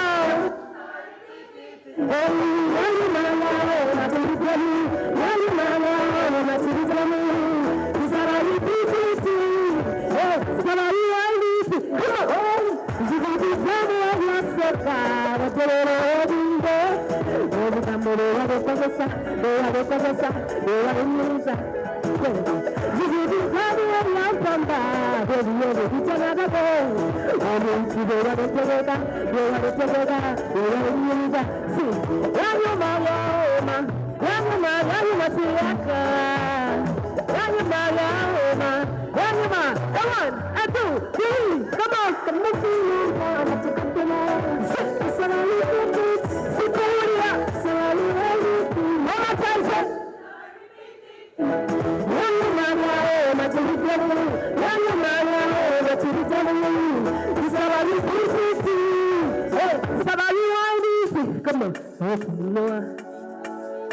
criminals and criminals, right?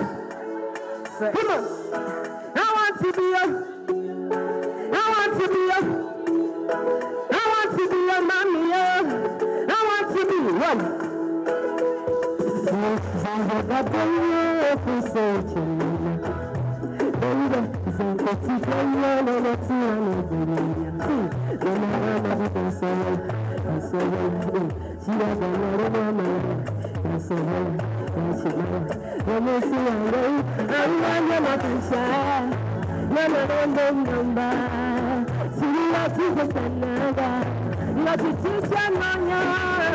I want to be, hey,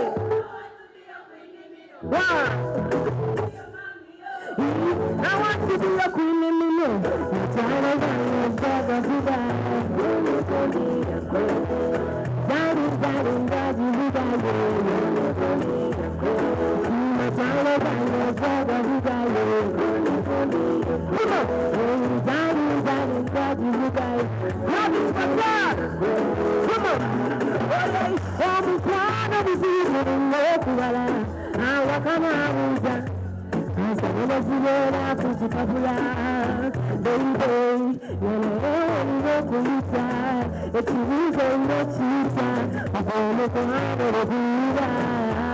You guys sing with me.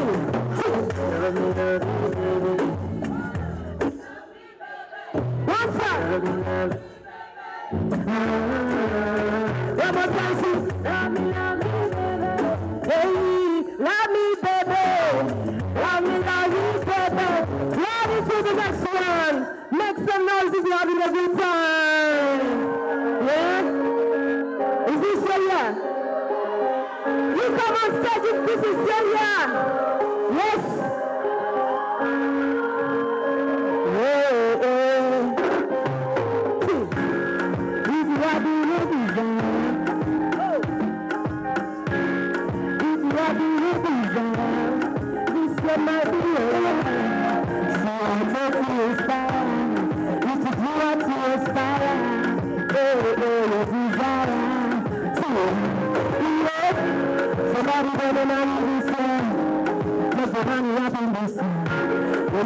Something about this year must be better than last year. Oh man, this year, yeah, this is this is we go, and this is in my hand. She automatic it's in my hand. Oh, and this is in my hand. No, yeah, oh man, it's in my hand. She automatic it's in my hand.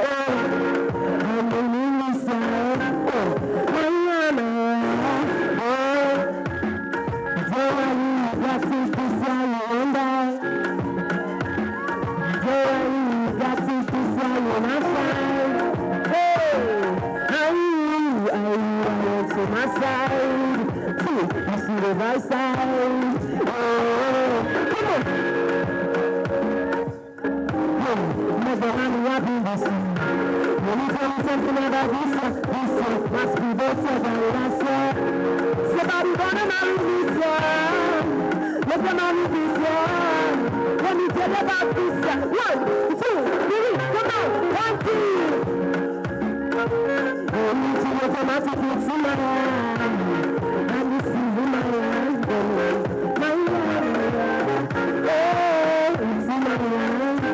Automatic, it's in my hand.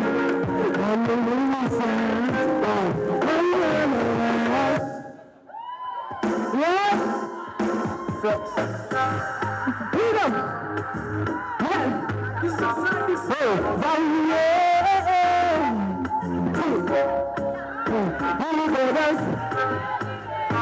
Anytime, dancing like we go dance Come on. Patana, patana, patana, Tichikorone, Tichikorone, but go your back, we get a style. Want to do dance, we get a style.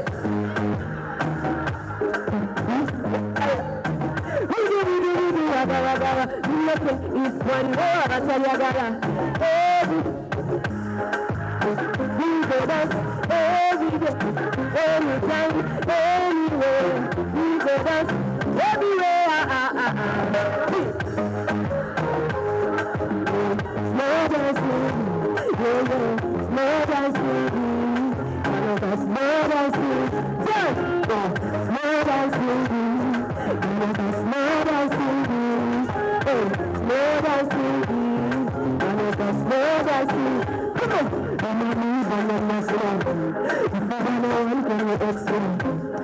Everybody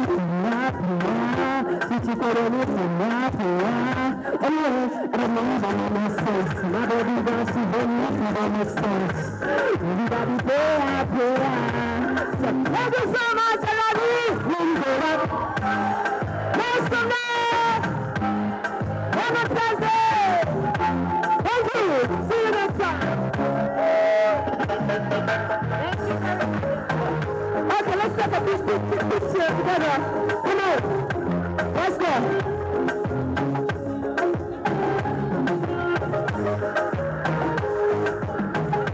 Listen to that camera, guys. Yeah.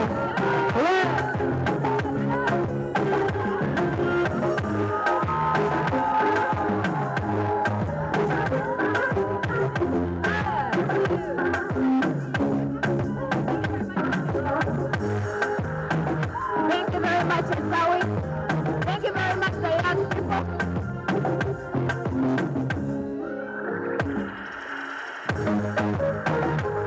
Asawi out here! Asawi out here! Asawi out here! All my young people.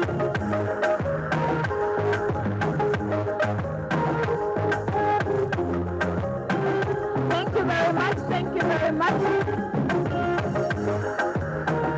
Thank you very much.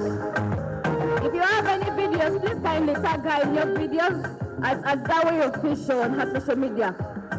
So I would like to kindly invite Patrick Morsije. Patrick Morsije from the Uganda Youth Adolescent Health Forum. It's because of your work that we actually have Azawi here today. So we are really proud and glad that we have Azawi here today for the young people. Next on the agenda, the last item on our agenda. I know we are tired, exhausted, okay? We're going forward to the last item on our agenda, and as we are finishing up our eats, Patrick Mwesije will organize the afternoon panel. Patrick Mwesije, the floor is yours now.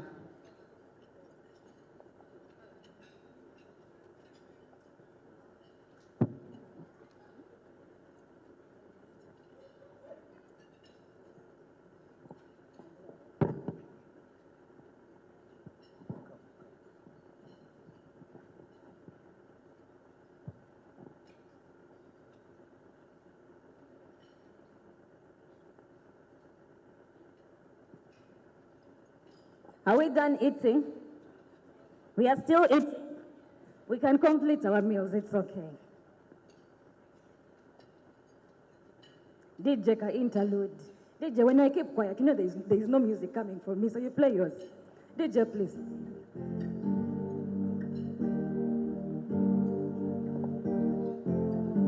Pick up the pen, put it on the paper, right on the skin.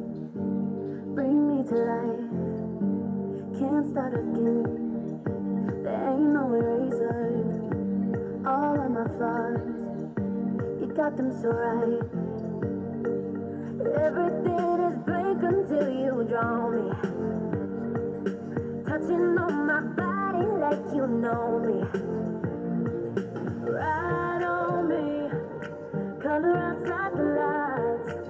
Love the way you tap me up, baby, take your time. Ride on me, give me some wings, I'll fly. Love the way you tap me up, I'll never change my mind. Ride on me, ride on me, ride on me, ride on me, ride on me, ride on me, ride on me, ride on me. Love the way you tap me up, ride on me. You are my friend, straight in no chaser. Birds going down, keep me alive. Tell me the truth, I like the dinner. 'Cause in the end, you will be mine. Although you want me to battle, you give me love, I give you back. You give me this, I give you that. One time, oh yeah. Although you who you are so wonderful. If I leave you, now you I go run back. Yeah. I go run back to you. It's all for you, baby. I'm going away. Your love is true. I know you will always be there. I'm coming for you, baby. I'm going away. Your love is true. I know you will always be there. No one can love you like I do. Nobody, baby. No one can love you like I do. No one can love you like I do. Nobody, baby. No one can love you like I do. Nobody, no one can take my place. Bad energy, just stay far away. Loving you day by day. If I me, you stay far away. My Tony tomato. If I don't go, now you I go come back to yeah. I go come back to you. Cause it's all for you, baby. I'm going away. Your love is true. I know you'll always be there.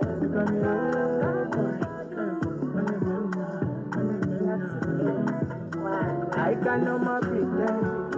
Just got on my defense. They do things for the end. Swear you go like me. Can I be your man?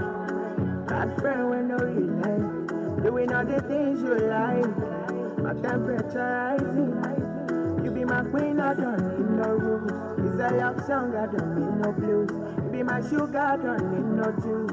Baby, loving you is a must. What have I done, girl? I have no clue.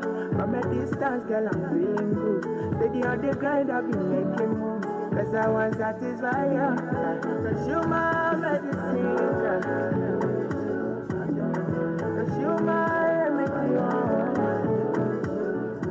when you wake up from money, I go there by your side. Oh, baby, oh, my baby.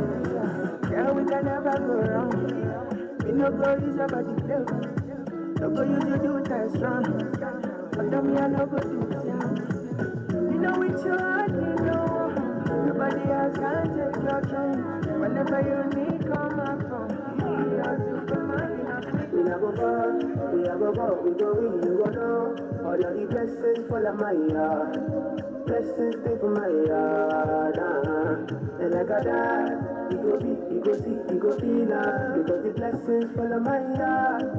Blessings fall on my yard, Blessings fall on my yard. I don't wanna reason bad things no more. I don't wanna go back to where they before. Make nobody stress me, not disturb me, I sip my alcohol. I don't wanna reason bad things no more. I don't wanna go back to where they before. Make nobody stress me, not disturb me,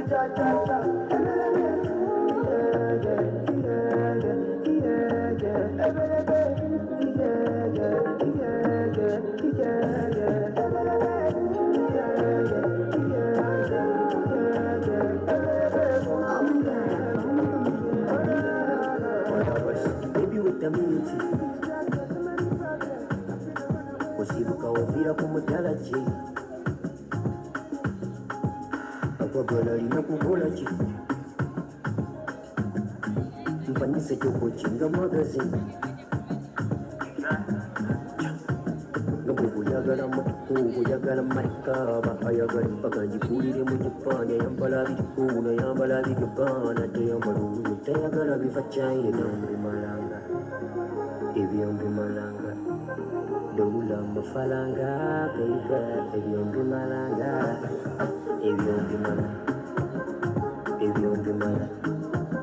dowula mafalanga beiga obumpumalanga esanze nga bwibira omukwano gw'okumeketa obudde bwanjala bwakira omukwano gw'okulaya njagala nkukule nkukkale enzigi z'omutima gwe tuzigule nzigule kiri kyoli okumpengule dance for me if you can cause Uganda nfuna blackout your love is the main course I need you like a melody ebyombimalanga ebyombimalanga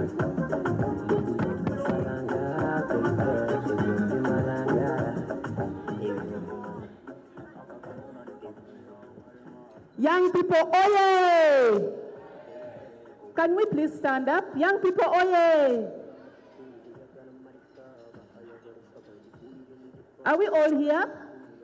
So you're welcome back from your lunch.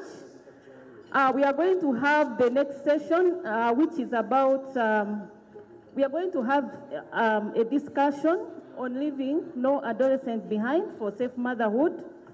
And this is going to be an intergenerational dialogue. Do you understand what I mean when I say intergenerational dialogue? Okay. So allow me to invite our panelists. And please, when I mention a panelist, please cheer them up as they come to take their seats.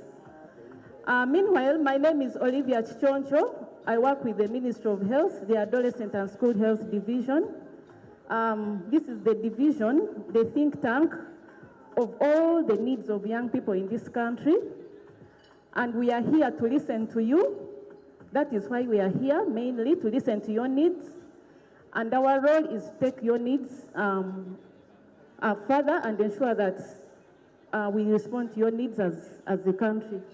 So you're in the right hands, you're in the right place. Please feel free to express what you want to say. So let me invite, do we have Tanga Caroline? Tanga Caroline, please. Can we cheer up Tanga Caroline as she takes her seat? Tanga Caroline, please wave your hand as you take your seat. Go Tanga, go Tanga, go Tanga. Please cheer her.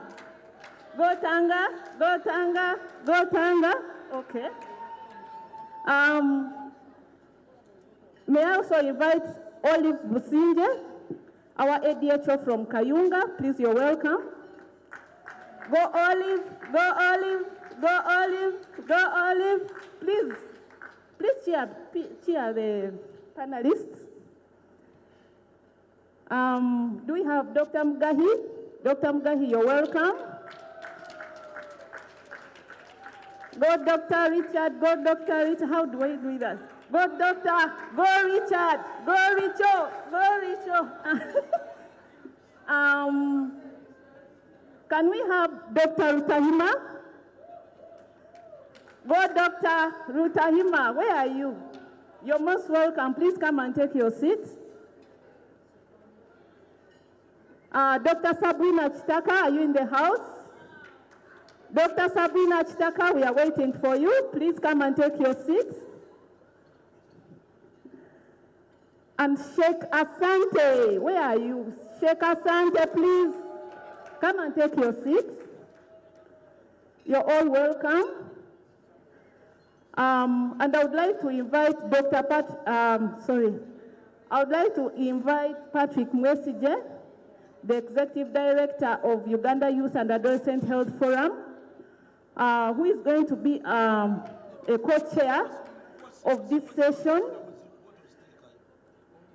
Patrick Mwesige has done a lot for this conference, and is also going to take part of the roles that we are doing here, and will be moderating the dialogue.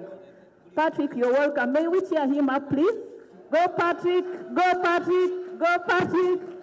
Patrick, you're welcome. So without wasting a lot of time, please allow me to hand over the mic to Patrick to begin the discussion. Patrick? I need another microphone for my team, and I need a sanitizer.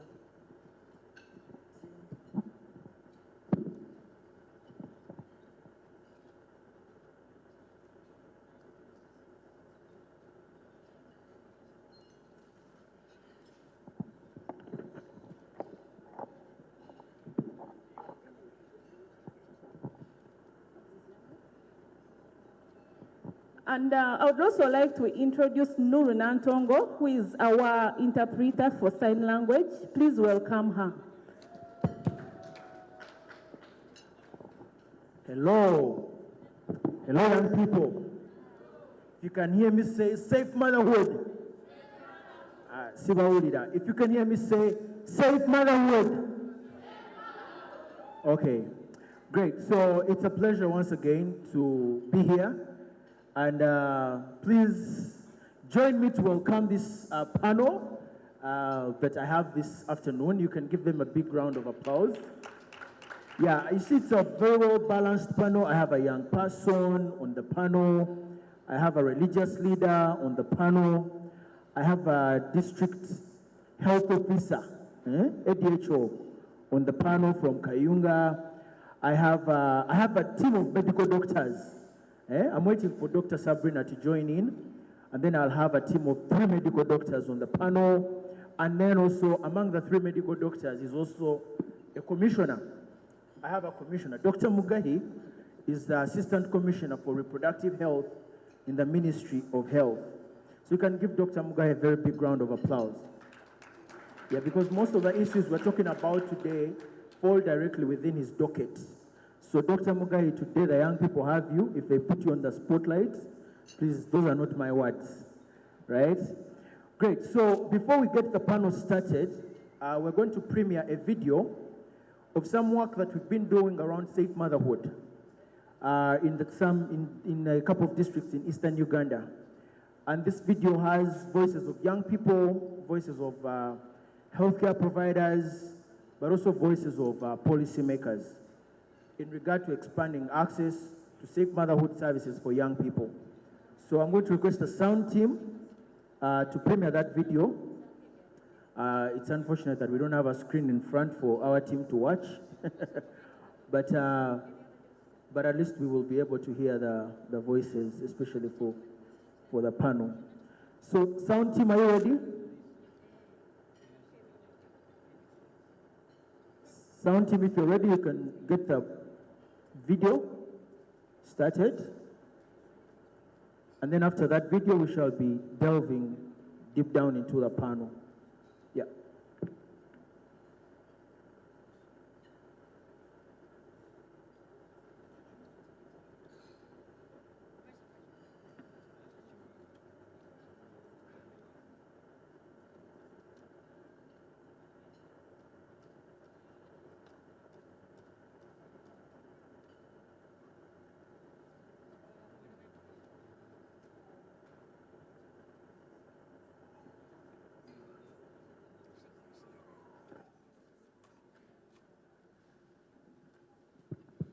I can see the video playing, but there's no sound.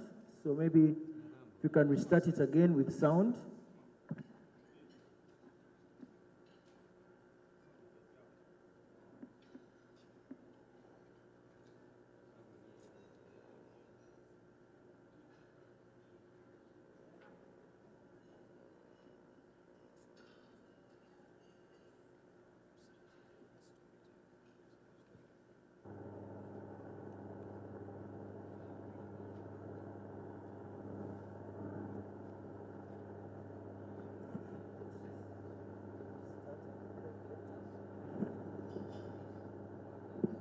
I think since the video is not ready, maybe we can get started and then we can play it later, just in the interest of time.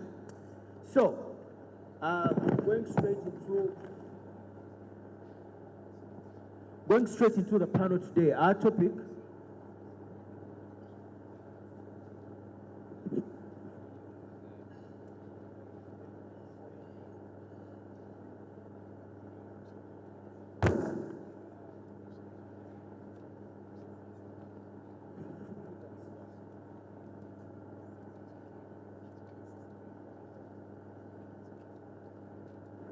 Okay, we're going to start, but then we shall play the video later. So once again, my name is Patrick Messige, and with me on the panel today, like I said, I have Tanga Caroline, who is a youth leader from Tororo, from Busia, from Busia, not from Tororo. A very, very active young leader who has been championing campaigns on ending teenage pregnancy within her district. I have Miss Olivia Businje. Miss Olivia, you can shake your hands up, who is an assistant DHO from Kayunga. I have Dr. Richard, our very one and only, the Assistant Commissioner Reproductive Health, Ministry of Health. I have Sheikh Asante, who is a district card from Tororo District, and I have Dr. Patience Atuhire, who works with the Uganda, who is a Secretary General or General Secretary of the Women Medical Association. It's an association of medical doctors for women, right? I don't know the name very well, but I know it's something like that. So great. So delving into the discussions today, a couple of you have been in the room. You've had the conversations from the young people, especially the feedback from the group discussions. It is not new in this country when we talk about teenage pregnancies. It has become a song, but unfortunately, it's not a good song. It is not new in this country when we talk about provider biases, negative biases from service providers. And these include right from the askaris to the lab, the guys in charge of the lab, to the midwives and the nurses, to the doctors, to the anesthetists, the entire ecosystem of the health facility. The young people are complaining. It is not news in this country anymore when we talk about limited access to family planning services. Talk about unmet need for family planning at 34 about 0%.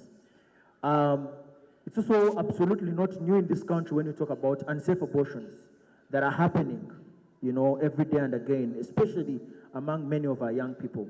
And we know that 28% of maternal mortality and morbidity in this country is among young people between 15 to 24 years. Out of every 100 mothers that, die, about 28 of them are young people, which is a huge contribution from 15 to about 24 years. Now, these issues directly touch each of us that is on this panel and all of you that are seated, watching, and listening to us. The religious leaders have a big role to play. The cultural leaders, I don't know where Mama is, have a very big role to play. The medical doctors, the people from the education sector, Mr. Semakula was here earlier, we all have a very big role to play. So getting it started from here, Tanga Caroline, now that the video didn't play, which had the voices of young people, I want to start with you. I know you've been doing some incredible campaigns in Busia about ending teenage pregnancies. What are the challenges of young people? Why aren't young people accessing safe motherhood services and sexual reproductive health services? We know that these services are there. They are available in the health facilities. We know that family planning services are there. We know that when you go for ANC in a health facility, there is a health worker to give you that support. Delivery and all that, immunization, postnatal care and others. Why aren't the young people going to health facilities? What is the problem? Okay, thank you for this opportunity that you've given unto me. Once again, my name is Tanga Caroline, young person. Yeah, one of the reasons as to why young people are not acquiring these services is cultural norms it's still a big problem in our country. Like, we see our parents, we see our boyfriends, we see our teachers telling us, don't use family planning methods. You'll have babies that are half, that do not have legs. You'll have babies that are like they don't understand, they have problems with their brain. So I think it's one of the reasons as to why these young people too fear to get these family planning methods. Then another thing is, let me talk about illiteracy. Illiteracy is still a big problem. Last time I was in Busoga region, currently in October, most of the young people are illiterate. Teenage victims are 14 years. And the reason she'll give you for being a teenage mother is she was out of school already and she was seated at home for a long time, and community pressure was too much, so she had to get married. So when she gets married, she has no information, she has no one to help her, like, though you're married, the pregnancy thing has to come later. You find out with 3 kids, HIV positive. Why? Their relationships are unhealthy. Just because of illiteracy, it's still a big problem in our country. Then lack of information or lack of access to these services, actually. When young people reach the healthy facilities, it's always these elderly nurses there. Trust me, the moment you look at her like this, she'll tell you, what do you want here? You get it. So you'll find out that young girls are not going to go to the healthy facilities for family planning. Why? They're scared. There's no comfortability. There's not someone of their agement. I would be of a view, youth-friendly services should also be in some other corners where youths gather than health centers. Because currently, I was also in a health center somewhere in Sanji. A girl came to meet these nurses at the hospital. They were like, what do you want here? You get it. Go, you girls are spoiled, what? Those boyfriends of yours don't have money for you people to get whatever, you get it. It's not right. So I think these youth-friendly services should get some other corners for the young people. Then, I wind up. Then something else maybe I can talk about is, I'm sorry. No problem. We can take it from there. And she's very clear and open. Illiteracy, she raises illiteracy as one of the biggest issues. Very many girls are not in school, and boys as well. One can only wonder now with the COVID-19 pandemic and the baby boom, or the teenage pregnancy boom, how many more are not going to be able to go back to school? She talks about social cultural norms. I know when I go to Sheikh, you will address that. She talks about myths and misconceptions. You know, our programs are possibly not targeting, addressing myths and misconceptions.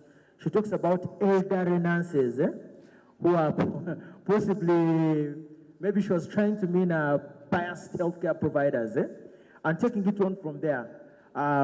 Before I invite the ADHO from Kayunga, allow me to first invite Dr. Sabrina, who is in the room. Dr. Sabrina, please come and take up your seat. For those who know Dr. Sabrina, please, Akaluru. Yeah, you know, she's always looked very young. She's still an adolescent, just like Dr. Sentumbe. The two never change, at least for a long time that I've seen them. Great. Dr. Sabrina, you're welcome to the panel. And I will be coming to you. I know Dr. Sabrina is a pediatrician. She has experience in running adolescent health programs. She's a teacher, she's a lecturer at Makerere University School of Public Health, and so many other things that she will talk about herself.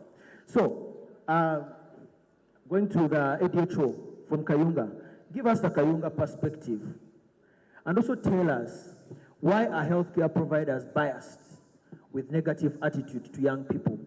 And what are you doing as policymakers at the district level, you know, to speak to your healthcare providers at the lower level to change their attitudes and welcome young people and provide quality services?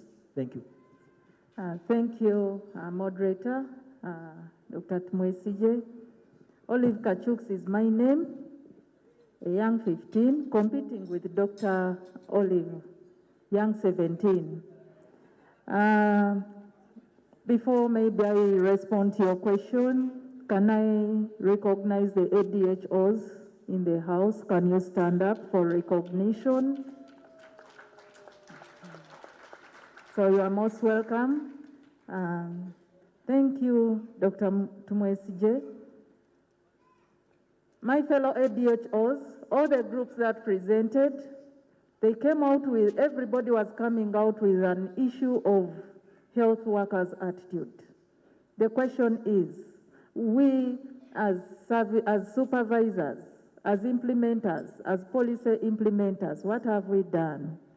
One of our areas that we've done in the district is mentoring the health workers about adolescent health services, policies, guidelines in place, and ensuring that these activities or policies are put in place. We've functionalized some of the youth corner services